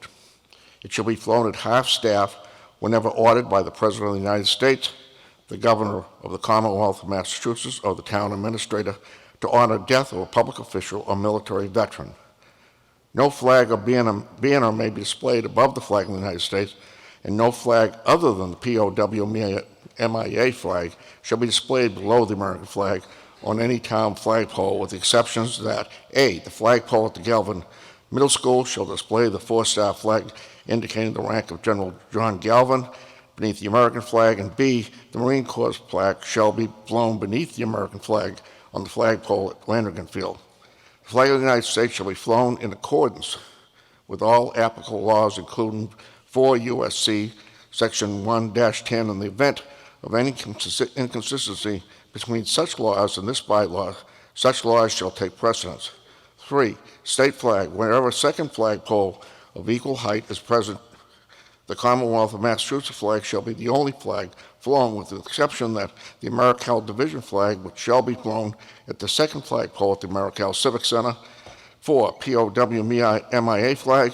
In accordance with the Mass Acts of 1986, Section 399, Section 1, the POW-MIA flag shall be regularly flown during the daylight hours from a flagpole on the grounds of at least one town facility. Okay. Is there a second? Okay. Mr. Carney. A few months back, I was pleased to learn that a veteran friend of myself, John DeTona, was assisting the town in a refurbishment of the Sailors and Soldiers Monument in the Upper Common. He shared with me that since a mutual friend of ours, Phyllis Hull, was not around, someone had to do it. There wouldn't be a World War II memorial if it wasn't for Phyllis, and I told John that he inspired me, and here I am. Although I'm a veteran, this is not about me. I'm doing it for the family of the late Selectman Jim Scott and his late mother, whose son Gerald is listed on the Korean Vietnam Memorial, along with Edward Muse, a brother and friend Jerry Muse's late father, both having made the supreme sacrifice in Korea, and for which the Memorial High School was named. I'm doing it for the 9 more Wakefield heroes on the Korean and Vietnam Memorial who made the supreme sacrifice, and I often ride my bike by a memorial at Veterans Field by the lake for Staff Sergeant Joseph P. Bellavia of the 101st Airborne Division, who made the supreme sacrifice in the Iraq War on October 16, 2003, whose father I graduated with. There are 72 heroes in the World War II Memorial Center panel, and they had a voice today. They would say much more about those veterans who are the panels to the left and the right. My father, a Navy veteran of the Pacific Theater, and my uncle Dave, who served in the Marines in the Battle of Guadalcanal, serving in the Americal Division for which the Civic Center was named. There are also so on another 25 others. I'm doing this for those who made the supreme sacrifice in Vietnam. I knew all but John Lake, whose name is not on the Vietnam Wall in Washington, D.C., or the State Monument. Mr. Lake was a decorated Marine veteran of the Korean War that later chose to make a career in the Air Force and a hero as well. The first appearance of the Vietnam veterans, who I have made a habit of for the last couple of decades, I visited them on Memorial Day and Veterans Day. It's something of a Catholic guilt or a military guilt. I'm not sure what it is, but I've always gone and always let people know that we have to remember these veterans on Veterans Day and Memorial Day. The first to perish in Vietnam was Lance Corporal Anthony Villado, Marine Corps at the age of 20 in March of 1966, and a brother of my classmate of mine, Marie Villado. I was in basic training when he died. The second was Lance Corporal Peter Schramm, Marine Corps, the youngest to perish at 19 in June of 1966, and a member of the class of 1964 who I played football with. The third was Lieutenant Peter Rich of the Army at age 23 in September of 1968. Peter was the brother of Fred Rich of Wakefield and came from a large family and was very popular with CYO, president of the Student Council. The fourth was First Lieutenant John Fitzgibbons, Army, age 23 in November 1968, a graduate of Central Catholic High School in Lawrence, Boston College of 1967, and oldest brother of 10 siblings brought up by Main Street by the lake. The last Wakefieldian to perish was an only child, Corporal Harvey Dewey, Marine Corps at age 22 in June of 1969, and a classmate of Joe Bellavita and mine that I probably knew the least. I hardly knew my classmate, and after talking with many of my other classmates, I wasn't alone. Harvey was somewhat of a loner. Fellow classmate and veteran Dan Concessi of Wakefield remembered Harvey going out for freshman baseball, but not much more, and another classmate, veteran Ron Hadley of Michigan, who lived a few houses down on Main Street near J.J. Round, gave Harvey a ride to school at times, but never really knew him. When I contacted a neighbor who had handled Harvey's mother's estate, I learned that he had no known relatives. I made a personal commitment that this hero, a classmate of mine that served in the Honor Guard in Robert Kennedy's funeral procession, would never be forgotten, and I'm here today to fulfill my commitment. Thank you.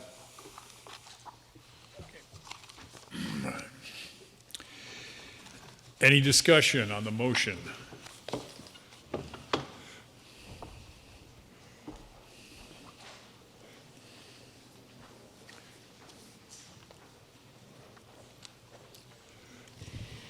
Kathy Shine Kane, 33 Elm Street. I am having difficulty understanding what the supposed rationale has to do with flying the American flag. But just in case it's important, I am the daughter of a veteran. I am the niece of a POW. I am the wife of a veteran. And I see nothing in this article that has anything to do with honoring or dishonoring veterans. What I do see buried in a great deal of information that simply repeats existing requirements regarding the flying of the American flag, I see buried in number 3, an attempt to prevent the town from acknowledging two groups who have systematically and historically been oppressed in this country, many of whom were veterans, many of whose names are on the Vietnam Memorial, many of whom gave their lives. Do not be fooled by this article. This article is not designed to honor veterans, to make sure that the American flag is honored, which it has been and continues to be in this town. This article is designed to prevent a separate flagpole for 1 month out of the year to honor American citizens, American veterans, to acknowledge their dignity and their citizenship. I have to say that I think it is disgraceful that this article is presented as though it were innocuous and that it were simply a question of flying the Massachusetts state flag. This article is designed to prevent us from being able to honor two groups, and I urge my fellow Wakefield citizens to not be fooled and to not shame our community and vote no on this. Whoa, whoa, whoa, whoa, whoa, whoa, whoa, whoa, whoa. Thank you. I'm Bob Vincent, 22 Flanders Lane, Commander, Judge Advocate General Corps, United States Navy, retired. I am vehemently opposed to this flag bylaw. Under the current Town Council flag policy, the following flags are already being flown every day on Wakefield town-owned flagpoles: the flag of the United States and POW MIA flag, the flag of the Commonwealth of Massachusetts that's being flown on the second flagpole at the Public Safety Building, General Galvin's 4-star general flag, which is flown at the Galvin Middle School, and the United States Marine Corps flag, which is being flown in accordance with the Town Council policy at the Langergan Field at the high school football stadium. This proposed flag bylaw does not alter the current Town Council policy regarding any of these 5 flags. I recently procured an Americal Division flag and donated it to the town at the April 8th Town Council meeting. The Town Council accepted my donation and by a vote of 6-1 approved my request to fly the following flags at the second flagpole at the Americal Civic Center in 2024. The Americal Division flag from April 12th through June 2nd, June 14th in honor of the U.S. Army's birthday, and July 1 through December 31, 2024, a total of 231 days. The Progress Pride flag from June 3rd to June 13th, June 15th to June 18th, and June 26th through June 30, a total of 20 days, and the Juneteenth flag, June 19th through June 25, a total of 7 days. I am appreciative that the Town Council overwhelmingly decided to fly these 3 flags at the Americal Civic Center for this year. It demonstrates to the community that we can express our differences, compromise, and make a decision of which we can be proud. Now the proponents of this flag bylaw are boldly attempting to take my personal donation of the Americal Division flag and mandate that it shall be the only flag authorized to fly at the second flagpole at the Americal Civic Center. As reflected in my Town Council approved flag request, it was and remains my intention to fly the Americal Division flag every day of the year in 2024, except for the days in June when the Progress Pride and Juneteenth flags shall fly at the Americal Civic Center. I do not acquiesce to this manipulation of my donation of the Americal Division flag to the town. It is very disappointing and, quite candidly, extremely disrespectful of my 26 years of active duty military service to our country. Now let me take a deep breath and briefly explain why I requested to fly the Juneteenth and Pride flags. The Juneteenth National Independence Day was recognized as a federal holiday in 2021.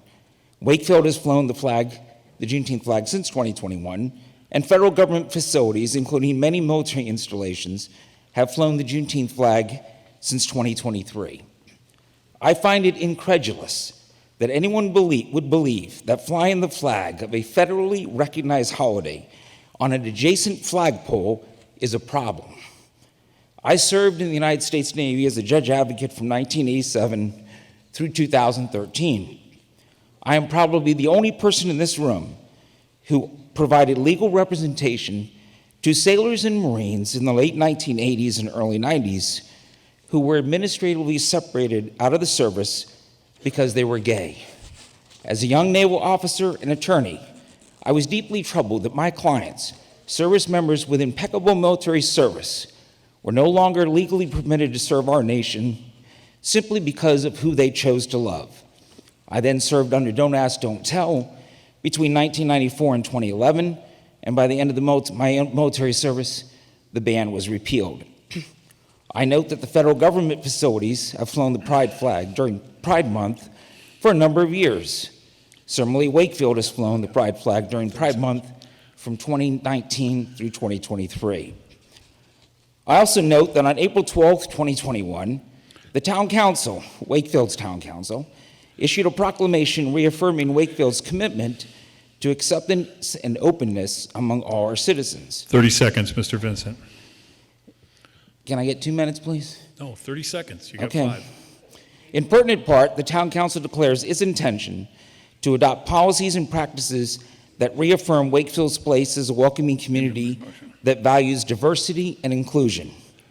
The proposed flag bylaw does not embrace this proclamation. In fact, it serves the opposite purpose. Thank you. Just a clarification, you said, can I get 2 minutes? You didn't move anything, so you're up next. What's your name? Katrina Fitzgerald, 14 Emerald Street.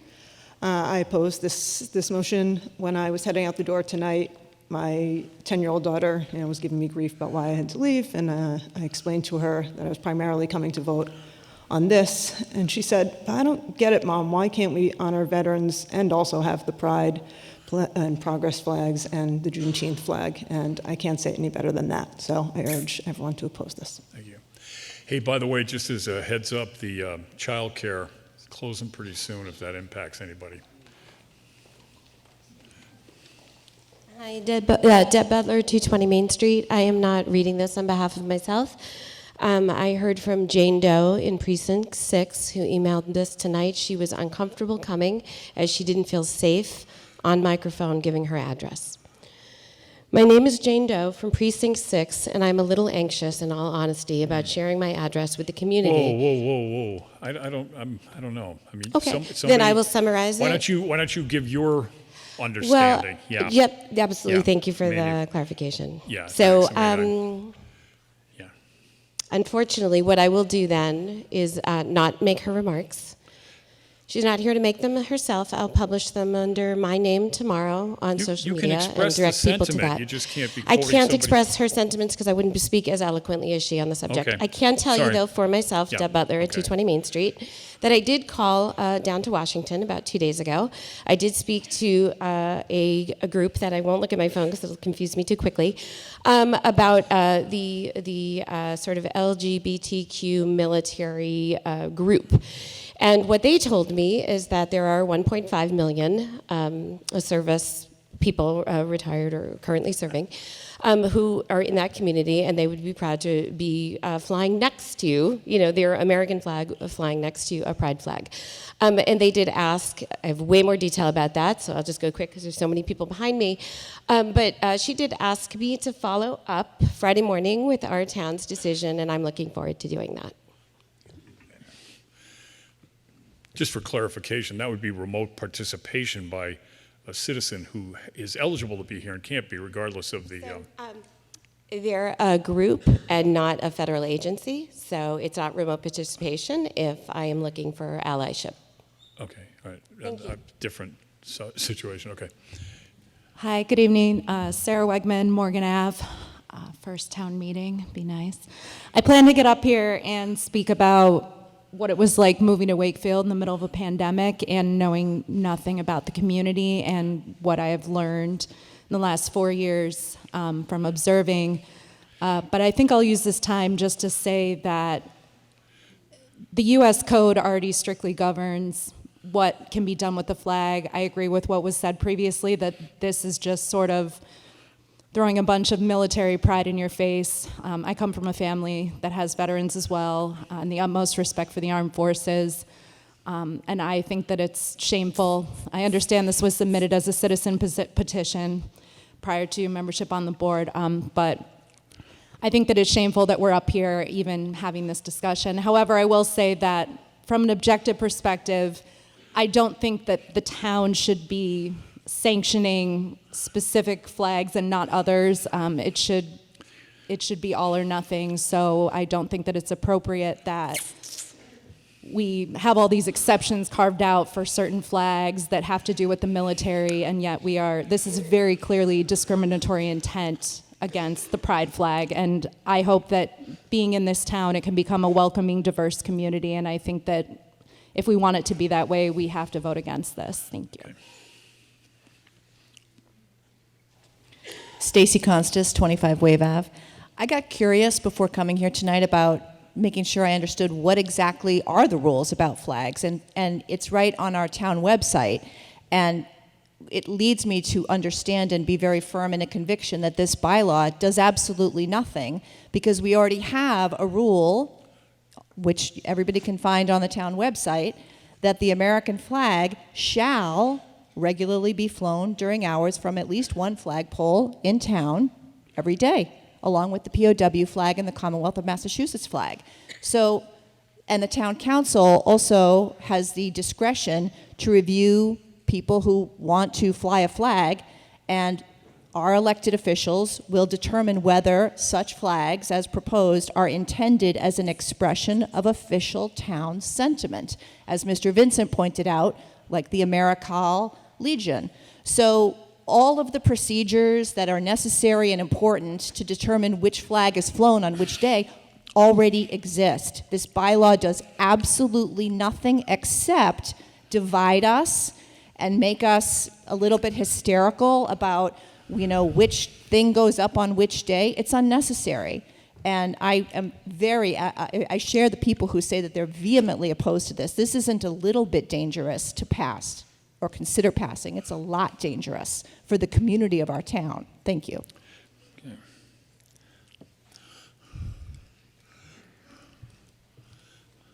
Hi, I'm Sue Langlois, 2 Lakeview Ave.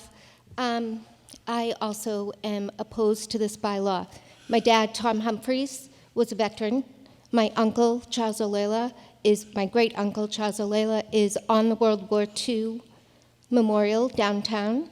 I have lots of uncles, lots of former students who are in the military, and I support them wholeheartedly. I'm also a teacher here at the Galvin. I've been here since 7 o'clock this morning. I don't do well in front of adults, so sorry. You have to be middle school age for me to speak well in front of you. Last year, some students came to me and asked me if they could have a middle school social justice book club. I did that. I volunteer. We meet often. They choose the books. They run the meetings. I'm the faculty advisor, and I put out all the communication. Our kids are hurting. They are feeling ostracized.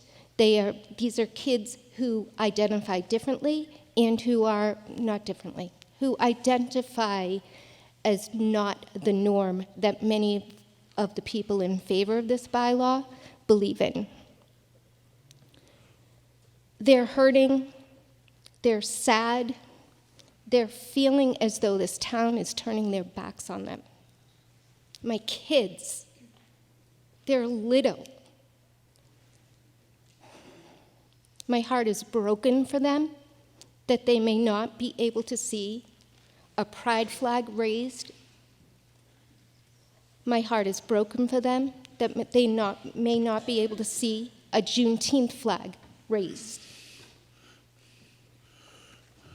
As a 5th grade teacher, I also teach early U.S. history.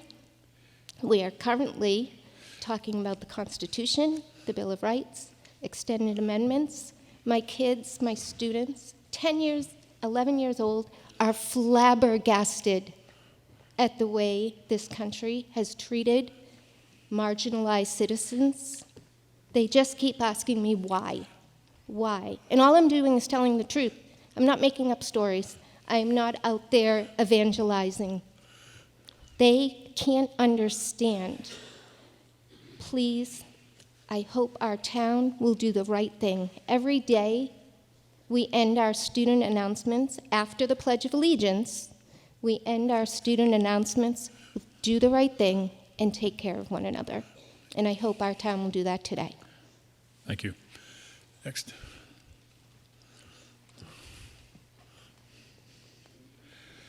Elizabeth Lowry, 86 Green Street. I'm also opposed to this. My father fought in World War II, greatest generation. My father-in-law was part of the reconstruction of Germany after World War II. They didn't fight for a flag. They fought for America. And I'm not a veteran, but I'm an American. It's my flag, too.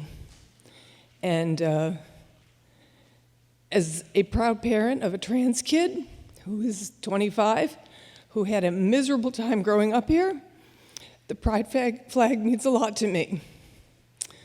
I have somewhere around 22 nieces and nephews. Among them, there are gay kids, there are trans kids, and there are, I don't know, I don't think we have any black kids, but maybe someday, I hope. And again, like Miss Langlois, I think her name is, said, our kids are hurting, and we got to take care of them. And this is just a hurtful thing, and it's mean-spirited, and I like to think that Wakefield is not mean-spirited. Thank you. Thank you. Next. Kathleen Scharf, 69 Pleasant Street, where we've had 2 pride flags stolen from that were attached to our house, and so many Black Lives Matters signs stolen that we finally bought a 10-pack and put it in the barn. I'm pleased to agree with all the people ahead of me to say that I vehemently oppose this. If you strip away all the verbiage that everyone has pointed out already exists in statutes, what this does is to be another attempt to insert minority religious beliefs into civil life in a town like Wakefield or any other town. And it is, as many people have noted, a slap in the face of many people who should be covered by what I hope all these military people were fighting to protect, which is liberty and justice for all. Thank you. Next. Hello, my name is Emily Rivera. My address is 25 Summer Street. I'm a member of the LGBT community, and I have high respect for the military. My uncle is a Marine, Vietnam veteran. My brother was in the Air Force. He handed over the Panama Canal, and he worked in the Iraq Green Zone. My other brother drove a tank in the Afghanistan War. And my wife has a similar history in her family in terms of service. I share that to highlight our support of the military. And as people before have said, there are members of the LGBT community that self-identify. Right now, it's about 6%. And about 44% of our military is persons of color. So, clearly, displaying flags such as the Pride flag and Juneteenth strengthens our reverence for the American flag, and it honors all who serve, and it does not weaken it. Our military family members share that same sentiment. So showing our town's support for our community diversity serves us all. If we truly are open and welcoming community, we need to show that. There's a practical reason too. Businesses want to invest in communities where their employees and their customers feel welcome. Let's not support this false logic that you stated by showing our openness and raising these flags. We're not lessening our love for our country or showing disrespect. It's actually the complete opposite. Thank you. Next. Greg McIntosh, 43 Jordan Ave. I also am a veteran with multiple deployments to the Middle East. with also several friends who have passed away in battle. I'm not going to name them here tonight because I believe it's a little disingenuous to use their names to put forth this proposal. I, like every other veteran, swore an oath to uphold the Constitution and its mission to form a more perfect union. The way to do that is not by sowing disunity throughout a community. It is by upholding and supporting underrepresented groups who need support at a time like this. I would urge to vote no against this, and I believe the best way to honor veterans is to continue that fight for a more perfect union.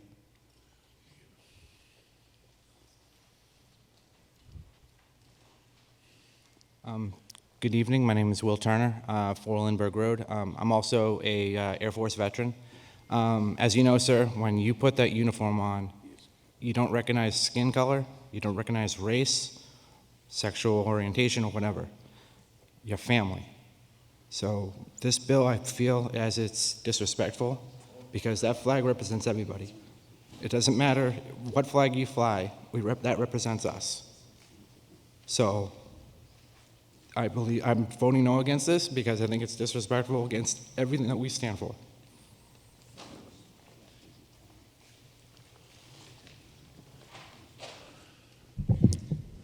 Mr. Moderator, Jonathan Chines, 34 Hopkins Street. You know, as we look at this bylaw, I want to reinforce that over the last decade, to my knowledge, there are only 2 flags that we have flown that aren't contemplated in it, and those are the Pride flag and the Juneteenth flag. And so make no mistake, the effect of this bylaw, as many of the speakers have talked about, would be to ban the flying of those flags. I came here today with the intent of talking about why it's important to fly those flags, but as I listened to the previous speakers, particularly Ms. Langlois, they did so far more eloquently than I could, and so I'm not going to repeat those points because I think they've been said.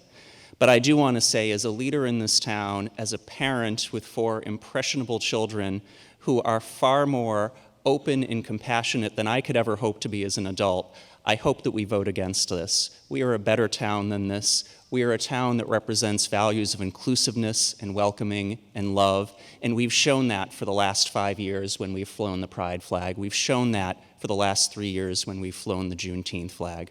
I hope we continue to do so. Those are 2 of the most joyous days when we raise those flags in our community.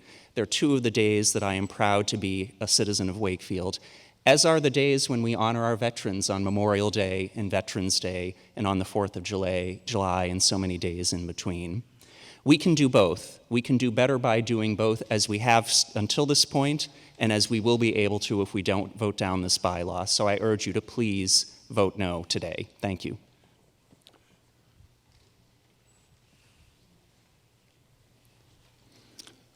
Paul Cancelleri, 71 Myrtle Avenue. I happen to be serving as the chair of the Veterans Advisory Board. And we've been discussing this topic for over 3 years in many, many forms. Yes, I'm a veteran with 24 years of active federal service as an infantry officer defending your freedom. A mistake was made here in town. A second flagpole went up without an input from a vote from any of us. It was an individual decision. I have no problem with flying flags.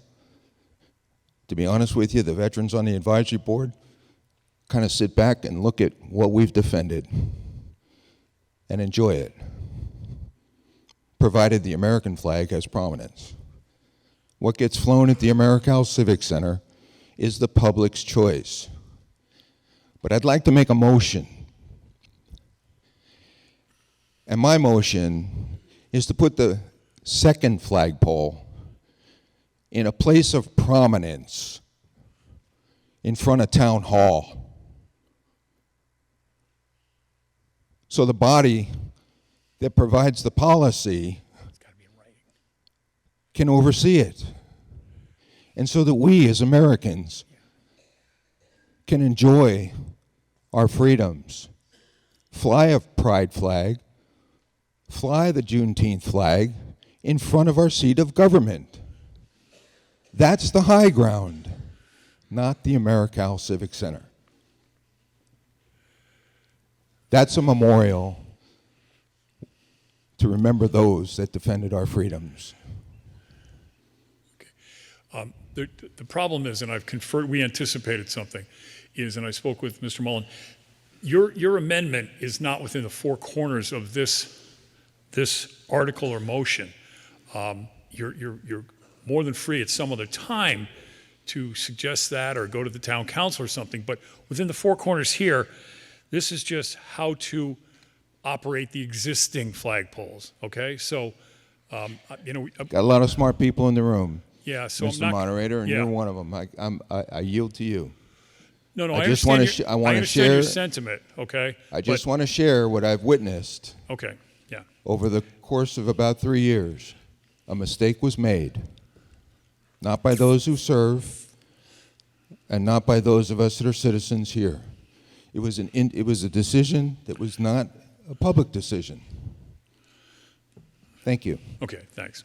I'm glad you understand that. I just want you to. Okay. Have you been up yet? No, I haven't. Okay. Sorry. Just keeping track. I recognize you. Yeah, I guess. Okay. I'm Marcy McCauley. Right. Sorry. Okay. 32 Walden Road. I actually second what you just said, and I think it should be in front of the town hall. I have my entire life never tried to judge anybody. I try to be respectful and caring toward all people. I will say that the number one thing that I get criticized for is being pro-life. And it's almost like a secret thing you have to keep because there's so much angst and bad feelings. It's just not something that's easy to talk about. So I thought it was very important. I learned a lot about this issue by attending a speaking event in Stoneham some years ago, and the speaker was Mary Nordine of Wakefield. And Mary, in case those of you don't know, Mary Nordine of Wakefield brought the Choose Life license plate to Massachusetts. So right here in our very town, we have the person who brought Choose Life license plate to our state. And I learned a lot, I researched a lot, and I found that this was an issue that I'm also passionate about. So I requested that we fly the pro-life flag because that's a very voiceless group, a group that actually never, ever gets to have a voice. So I made that request, and it was turned down 7-0. And honestly, I can't quite understand why we would turn down the pro-life flag. And to the point of it being a topic that people can't talk about, there are women in this room that have helped me take baby supplies, cribs, diapers, over to the Pregnancy Help Center in Burlington. And it's something that you can't talk about because it's almost like it's a bad thing to do. These are people who need help. These are teenagers that are deciding to have a child and they need help. And our state is looking to close down, and I know what you're going to say, wrap it up. Our state is looking to close down pregnancy centers, but my point is, why can't the pro-life flag be flown if the other flags can be flown? I'm okay with the other flags being flown. I just think that there needs to be fairness on this issue, and thank you very much. Okay, all right, good.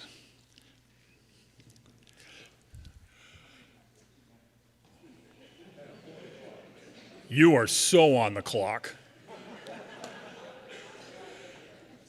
Judge. I'm a disabled veteran, so it takes me a little while to get here. Here's my final thought I want everyone to consider before you vote tonight.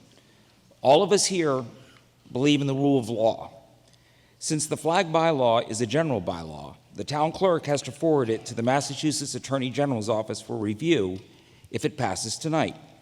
The AG's Municipal Law Division will review the bylaw to ensure that it comports with the Massachusetts Constitution. Therefore, it is not legally effective until the AG conducts its review, a process that normally takes upwards of 3 months, somewhere around early August. I believe that only 2 Massachusetts towns, Dighton and Templeton, have passed flag bylaws at town meetings since the Supreme Court decision in Shurtleff versus Boston. In both cases, the Attorney General concluded that portions of the flag bylaw were unconstitutional, so the process may take a little longer than 3 months. Accordingly, in my opinion, even if this flag bylaw is passed tonight, since it will not be legally in effect in June 2024, the Progress Pride and Juneteenth flags will fly on the second flagpole at the Americo Civic Center on the June 2024 dates I delineated earlier in my talk, in accordance with the Town Council's April 8th decision to grant my flag request. I hope to see you all at both events. Okay. Any further discussion? There being no further discussion, the motion before you is that the town will vote to adopt the general bylaws as set out in the motion under Article 21. All in favor? All opposed? Motion does not carry. Okay. Now, just a little, I know the next 2 articles are very passionate and people have a lot of things. We are going to keep this civil. We're going to keep them separate. They are separate articles, okay? The first one we're going to focus on what that article is, not one against the other on the other side, okay? No personal name calling, no, let's stay focused on this for both 22 and 23, okay? All right, who's Article 22, to see if the town will vote to direct the town administrator to send a letter on or before May 3rd regarding funding of the State of Israel and the United Nations Relief and Works Agency. You're up. Yeah, it's up. Okay. Okay. You have to identify yourself. Yeah. Okay, you're not going to read the whole thing? Pardon? You're not going to read the whole thing, or you? No, you read your motion. Gotcha. Please, don't look at me like, what map? That's not my job. Okay, David Bisson, 20 Hancock Road. And I'm not seeing it on the screen, but am I supposed to see my slides on the screen? Hold on. I don't do that. Stop clicking. Oh, stop clicking. Sorry about that.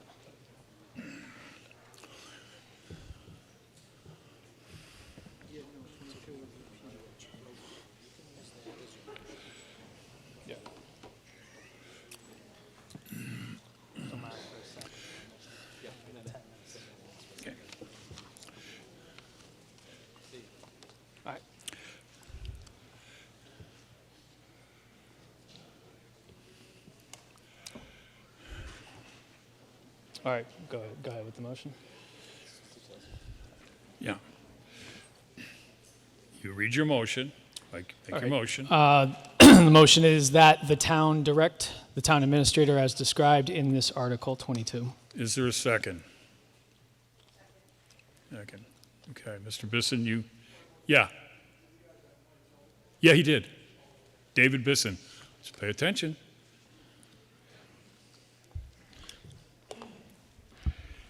You're up. All right, 10 minutes now? 10 minutes, you're already on the clock. Right. So the full text is here, but I'm going to go, you've probably seen it, to a summary, just to kind of verbally summarize here. A vote in favor of Article 22 would direct Wakefield's town administrator to send a letter to Wakefield's federal elected officials, including Senator Warren and Markey and Representative Moulton and President Biden, stating that the town urges them to use their positions and best efforts to immediately do 3 things. 1 is to stop arming Israel, 2, to stop funding Israel, and 3, to restore and increase U.S. funding to UNRWA, which is the UN Relief and Works Agency for Palestinian Refugees. So the goals of making these particular demands in a letter such as this, the intermediate goal is just to deliver clear demands to our federal delegation from the town of Wakefield. We all have the opportunity to reach out to our federal officials as individuals, as members of organizations. This is yet one other way that we can try to reach out to them and have an impact. Ultimately, to change U.S. policy to win a permanent ceasefire between Israel and Hamas that we believe can protect millions of Palestinians at imminent risk of death, injury, illness, mental trauma, property theft and destruction, and potentially permanent displacement from Gaza, the West Bank, and East Jerusalem. Release all captives or hostages held in violation of international law. Specifically, Hamas still holds about 133 captives in Gaza. Israel still holds at least 3,660 Palestinians captive. I'll talk more on the next slide on that. And noting that only the negotiated ceasefire from November 2023 has freed significant numbers of captives since October 7th. We think this can also lead to a prompt political solution that ensures justice and peace for all people living between the Jordan River and the Mediterranean Sea, end Israel's 57-year military occupation of and policy of apartheid in Gaza, West Bank, and East Jerusalem, and restore and protect the fundamental human rights and freedoms of Palestinians. The three specific demands in Article 22 are, we believe, the essential actions that our federal officials must take now to enable a permanent ceasefire and a just peace. Just to elaborate a little bit more on the hostage or captive situation, we discussed 133 captives are being held by Hamas somewhere in Gaza.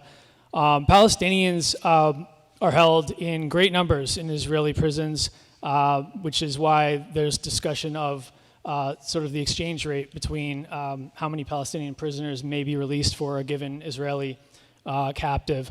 Right about 9,500 Palestinians are being held in Israeli prisons. Many of those folks were tried, if you want to put that in air quotes, in a military court under conditions that no international organization would consider to have due process that we enjoy in the United States or citizens of most countries in the world do.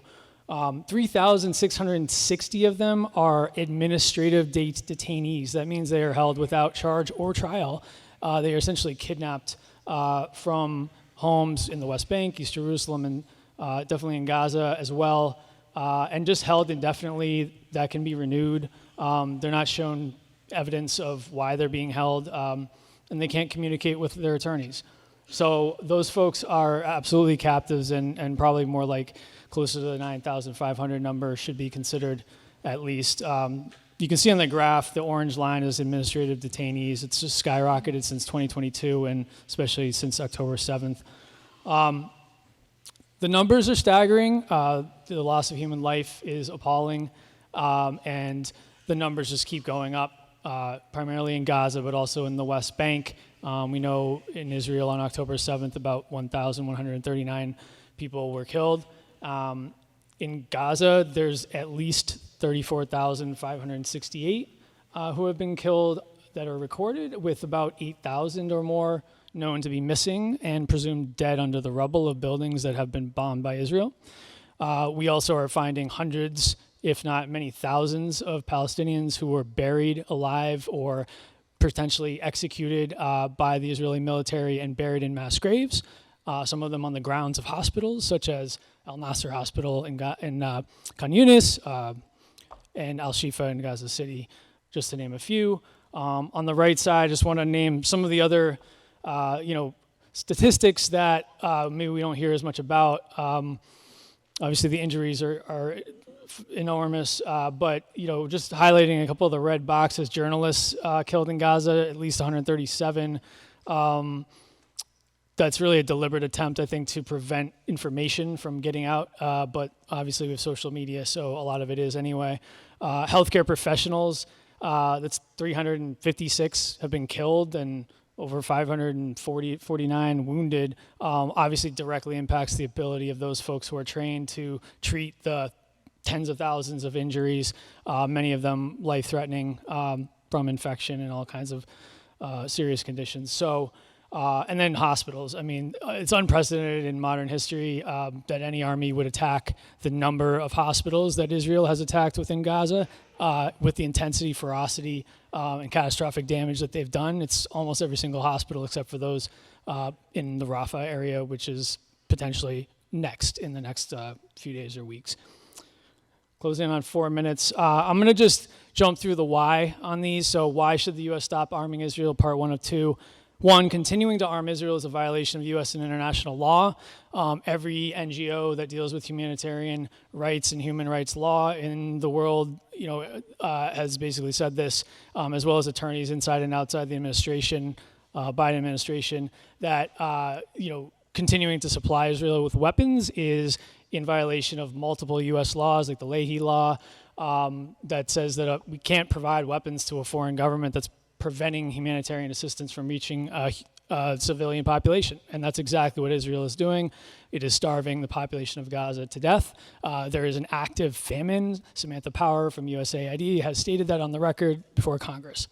Oxfam and Human Rights Watch are just noting that Secretary Blinken, Secretary of State, has until May 8th to render a decision on whether Israel's commitment to not commit war crimes and violate U.S. law is credible or not. It clearly isn't, in the opinion of Human Rights Watch, Oxfam, and dozens of other organizations and lawyers. So we shouldn't be violating our own laws, international laws, by continuing this. 2 is stopping arms transfers is the strongest action the U.S. can take. And we have reason to believe that it would compel Israel to negotiate a permanent ceasefire and exchange of captives. Nothing else has worked. Biden has called Netanyahu and other Israeli officials many times and pleaded with them supposedly behind closed doors. The International Court of Justice, or the World Court, has issued an order stating that Israel is plausibly committing a genocide in Gaza, and that it has issued provisional measures that Israel must stop killing Palestinians and rendering conditions of life calculated to destroy the population.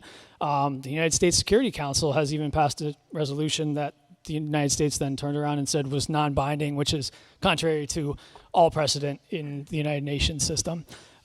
So cutting off the weapons, it's going to have a huge impact. About 99% of Israeli weapon imports are from the U.S. and Germany, about 70% of them from the U.S.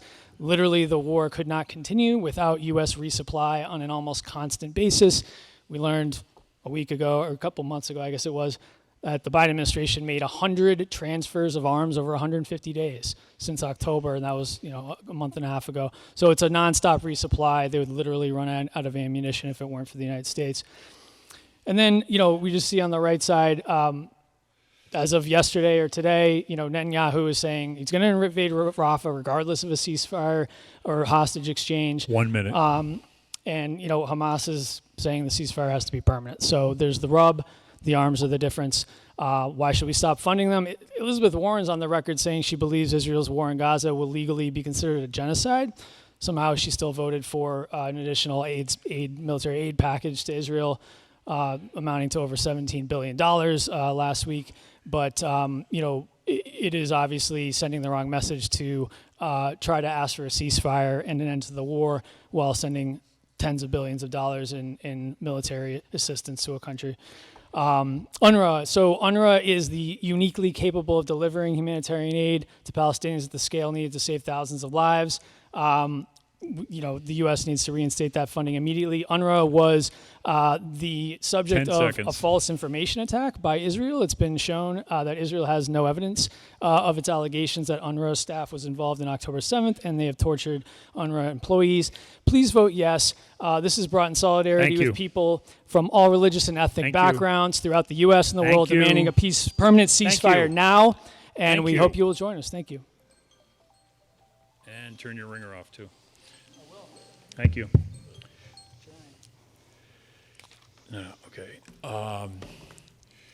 Who's there first? Okay, you're up. Risa Webb, 1148 Main Street. That is the most anti-Semitic thing I have ever heard in my life. This is not the place for it, not the time for it. We just listened to everybody talk how this town has to be caring and accepting and fly the Juneteenth flag and fly the great gay pride flag. But you want us to celebrate a Whoa. Don't personally attack him. Discuss your You want us to views. accept he a doesn't- he terrorist has a motion. organization. Excuse me. You want to talk about the concept here. He's made his motion. No The personal concept attack. is abhorrent that Okay. you want us to celebrate a terrorist organization that attacked. Yeah. Point of order. Yeah. She's not talking about the article. She's No, you're not. I know. Stop with you. Stop with you. The concept. The whole concept is disgusting. Okay, stay on the concept. The whole concept is disgusting. Right. It doesn't belong in town meeting. It doesn't belong here. The fact that you would even bring Stop. it here Hey, is ridiculous. stop I with know. you. All right, I'm not Enough. We have did you listen to what I'm saying? No, I'm not cutting you off. You can keep talking about it, but don't attack the proponent, okay? If you continue if you want to. Yeah. Yeah, she can talk about the merits. I was trying to get her back on the merits. Yeah. Yeah.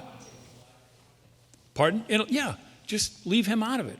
Personally, There are no merits. There are no merits to bringing this to town meeting. There's no benefit. There's no gain. This is not where it belongs. This is not something to be discussed here. It's not something to be brought here. What is to be gained by this? It's to divide this. It's an anti-Semitic. There's nothing to be gained. It's abhorrent. I just can't even believe somebody would bring this to this situation. Why? What is there to be gained? You're going to write a letter? What's that going to do? I know. I can't looking at the proponent. How hard is that? If you want to talk, I'm not cutting you off. I'm just telling you, no personal attacks. We don't do that on any article in this town. If you want to continue on the merits, please continue. No, thank you. Go ahead. Okay. Mr. Lieber. Daniel Lieber, 1 Elm Street. I love the fact that we have open town meeting. Any resident has the ability to bring any article, including one that I find is distasteful as this article.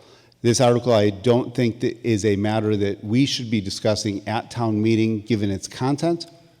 We discussed lots of amazing things at this town meeting. It's been truly a vigorous town meeting. We've had dozens and dozens of speakers up here talk about local issues of zoning, local issues of parks, local issues of how we should spend over $125 million of local money. This is not the place for us to discuss international issues that are a matter for our representatives in Congress. We all can and should contact our representatives in Congress and contact our legislators and express our views. That's what they're there for. This is not the body. Therefore, I move for indefinite postponement of this article. Okay, right. Any discussion on the motion, your motion for indefinite postponement? Anybody want to discuss the motion? Yeah. Well, you're the proponent, so get over here. Yeah. Briefly. No clicker. Yeah, I disagree with the idea that we should indefinitely defer a conversation that literally every day that nothing is done to stop the situation, hundreds and thousands of lives are lost with no end in sight. I also just noted that May 8th is an important deadline. So many important deadlines come and go with this situation, but our own government is supposed to make a determination on whether it can continue to send weapons to a country that is clearly violating U.S. and international law, and that if we could send this message from the town of Wakefield, we have many peer communities, Melrose, the city of Boston, Medford, Somerville, others that have taken this up. Hundreds, maybe not hundreds, but dozens around the country have done so, and it's just an important forum. I came, one of the main reasons was to reach out to folks I don't know in town and at least, bring this information up. I think that in our mainstream media, a lot of times this conflict is not covered. Okay, so you're opposed. It's a superlative. Excuse me, you're reiterating your motion. It's a humanitarian motion. crisis, and we it's should not your address main it. motion. Thank you. Anybody else want to speak on the motion for indefinite postponement briefly? Christopher Abbasi. This is not a foreign policy body. this body should not be considering motions on foreign policy. I agree with the move for indefinite postponement. Mr. Mitchell. Yeah. Hi, Bob Mitchell, 6 Balding Street. I agree with the motion for indefinite postponement, but I do want to say I found the presentation factual, and I appreciate the passion. I wasn't offended by it at all, so I appreciate it. I love, as people I know that are Jewish, it's not really a Jewish-Palestinian issue, or a religious issue. People on both sides that I'm close to. Yeah, the motion. And I the love, motion, so I support indefinite postponement. Okay. Thank you. Can I just say briefly that this has occurred in towns throughout the Commonwealth, and I belong to the Mass Moderators Association, the Gavel Line, and I've discussed this with Mr. Mullen significantly. There is a legal component to it. What's the effect? But the other thing is to cut off this kind of discussion, whether you want it or not. I mean, the presentation of it, now you want to indefinitely postpone it, that's fine. I just want you to know that some thought went into this as to why these articles remained on here, okay? So anybody else on indefinite postponement? Elizabeth Freeman, 8 Dexter Lane. I'm against this article, and I don't want to postpone. I don't think we should just postpone it. I think we should have a few more people speak on the issue, and then we can vote it down. Okay, so you're against the motion for indefinite postponement. Yes. Indefinite postponement, Mr. Butler. Yes, no, I also am against indefinite postponement. Okay. I do think that these matters got brought to us, people left it on the ballot. I think instead of having Mr. Lieber's... On the warrant. Or on the warrant, whatever. Okay, yeah. 6 of 1. Okay. No, I think it's a bad precedent to set to indefinitely postpone it. Let's get through this, just vote, and be done with it. Okay, any other discussion on indefinite postponement? I'm against indefinite postponement, Okay. as I believe that there's no And indefinite... you are? Haley McCatton-Ballou, Forest Street. Thank you very much. There's no indefinite postponement to the war yet, so why should there be here? Okay. Indefinite postponement. I am, What? first of all, thank you. Please forgive me. I am very anxious and I am very frustrated and I would be nervous, so please bear with me. My name is Lena Feldman. I live on 34 Holland Road. I am against the indefinite postponement just because my feeling is that we should vote, and I want to ask citizens of Wakefield to vote against it. And if you allow me to say a little bit more, I would like to do it. No, indefinite postponement, not the merits of the, thank you. Okay, anybody else on the motion for indefinite postponement? You are? Hi, Amanda Abramo, 131 Vernon Street. Right. Town meeting first timer, new to Wakefield. I think that it is a bit inappropriate that this is being brought up at our town meeting. There has already been a swastika drawn at the Dolbear School. Okay, no. Are you indefinite postponement? I am for indefinite postponement. Okay. I am for... Okay. Yes, thank you. Thank you. All right. Anybody else on the motion for indefinite postponement? Okay. Tom, will you explain, what are the ramifications if this as a citizen's petition for indefinite postponement? So indefinite postponement is basically a negative on the main motion. It has the same effect as if we went ahead and voted down the main motion. Some motions or some articles that come before town meeting, if they are indefinitely postponed, cannot come back for some period of time. This is not one of them. So there is no bar that is associated with the failure of the motion of the article tonight. And the significance of the article, if it were to pass, is really legally nil, because there's this concept of separation of powers in town government, just as there is in state and federal government. Town meeting legislates, we pass bylaws, and it appropriates, that is, it authorizes the expenditure of money but it can't order the executive to do anything. And this article purports to order the town administrator to send letters. He may choose to do so in response to a vote of this body or otherwise, but he cannot be legally compelled to do so by vote of this body. So, Thanks. All right. Motion for indefinite postponement, which means this is off the boards. All in favor? All opposed? Oh, motion carries. Indefinitely postponed. Okay. Article 23. To see if the town will vote to direct the town administrator to send a letter by certified mail, return receipt requested, to the members of the federal delegation to increase or transfer funds from the U.S. Foreign Military Finance Program and immediately stop funding the United Nations Relief Work Agency and Palestinian refugees. It's set out in more detail. Who is the proponent of this motion?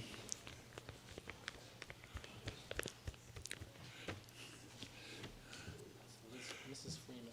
Liz Freeman. Okay. Mrs. Freeman, you're well, somebody has to be. Okay. So I have to read it, and then can I go for indefinite postponement? You can say it right now. We would like to indefinitely postpone this because we were opposed to 22, we're opposed to 23. Okay, well, hold on a second here. It's So not you're making a appropriate. motion for indefinite postponement. Okay. Is it, thank that you, okay? okay. And now you can say why. Okay, because again, at town meeting, we're supposed to be discussing boring budget concerns and then go home and live next door to our neighbors. It's not a time or a place for debates on geographical or political conflicts. This conflict between Israel and Palestine has stumped world's greatest experts on international relations for the past 60 years. Okay, We're not going to indefinite solve postponement. it here. Indefinite postponement. We Stay are on going it. to postpone this and go home and hope for peace in our time. Indefinite postponement. Anybody on indefinite postponement? Yeah, okay. Briefly on the motion for indefinite postponement. I just want to correct the record in terms of you weren't just against Article 22. You wrote a plagiarized version of Article 22 and inverted the meaning of everything in no it. personal attacks. This motion, not, come on. Yeah, I mean, I don't What's think we good should for the indefinitely goose? postpone because I think it should be addressed that this article called for increasing weapons transfers and funding to a country that is using them in violation of U.S. and international law. I don't think that should be brushed aside or just said, like someone just mentioned that it was against Article 22. It was actually in the opposite direction. Okay. Anybody else on indefinite postponement? Jocelyn Ronda from 20 Hancock Road. I'm just sort of opposed to indefinite postponement. I'm a pediatrician, and I think we're facing one of the greatest humanitarian disasters of our generation. There's been over 34,000 Palestinians that have been killed. 50% of the population in Gaza is actually children. We've been dropping 2,000-pound bombs, actually, in the region. My physician colleagues coming back Indefinite postponement. are describing like execution sniper shots to Okay, the heads all of right. children. You're speaking on the main Over motion. 34,000, I would just point out that over 34,000 people have been Indefinite killed. postponement The should- population of children Excuse me. Wakefield is The motion 3,300. is That's indefinite- 10 times okay, the you're amount just- of children in the public all right. school district being killed. Stop right So now, I'm just please. raising that. I think Stop we should right be, now. as a community, addressing Indefinite this. postponement. Stay on it. I understand your passion. You didn't listen to my earlier remarks. Thank I you. think we as a community should be weighing in on a humanitarian crisis. That's what you should have said. Thank you. We got it. Indefinite postponement. Hi, again, I'm Lena Feldman, 34 Holland Road. Yeah. I am supporting indefinite postponement Okay. because this is not the place Got it. to discuss it. Got it. I'm supporting indefinite postponement because I don't think there's any grounds to consider a petition which the petitioners themselves want to withdraw. Okay. Okay. All right. All in favor of indefinite postponement, raise your hand. All opposed? Indefinitely postponed. Thank you. Mr. Chines. Mr. Moderator, with great thanks to Wakefield Community Access Television, the Town Clerk's Office, Wakefield Police Department, Wakefield Public Schools, and the Department of Public Works, and of course the voters of Wakefield, I move to dissolve this town meeting. Yeah, before CAT does, oh, as always, don't steal my thunder, CAT does a bang-up job here. They really do. I mean, all the new features, we constantly move on. It's really good. So all in favor? All opposed? Okay. See you. Thank you very much. Had a wonderful time.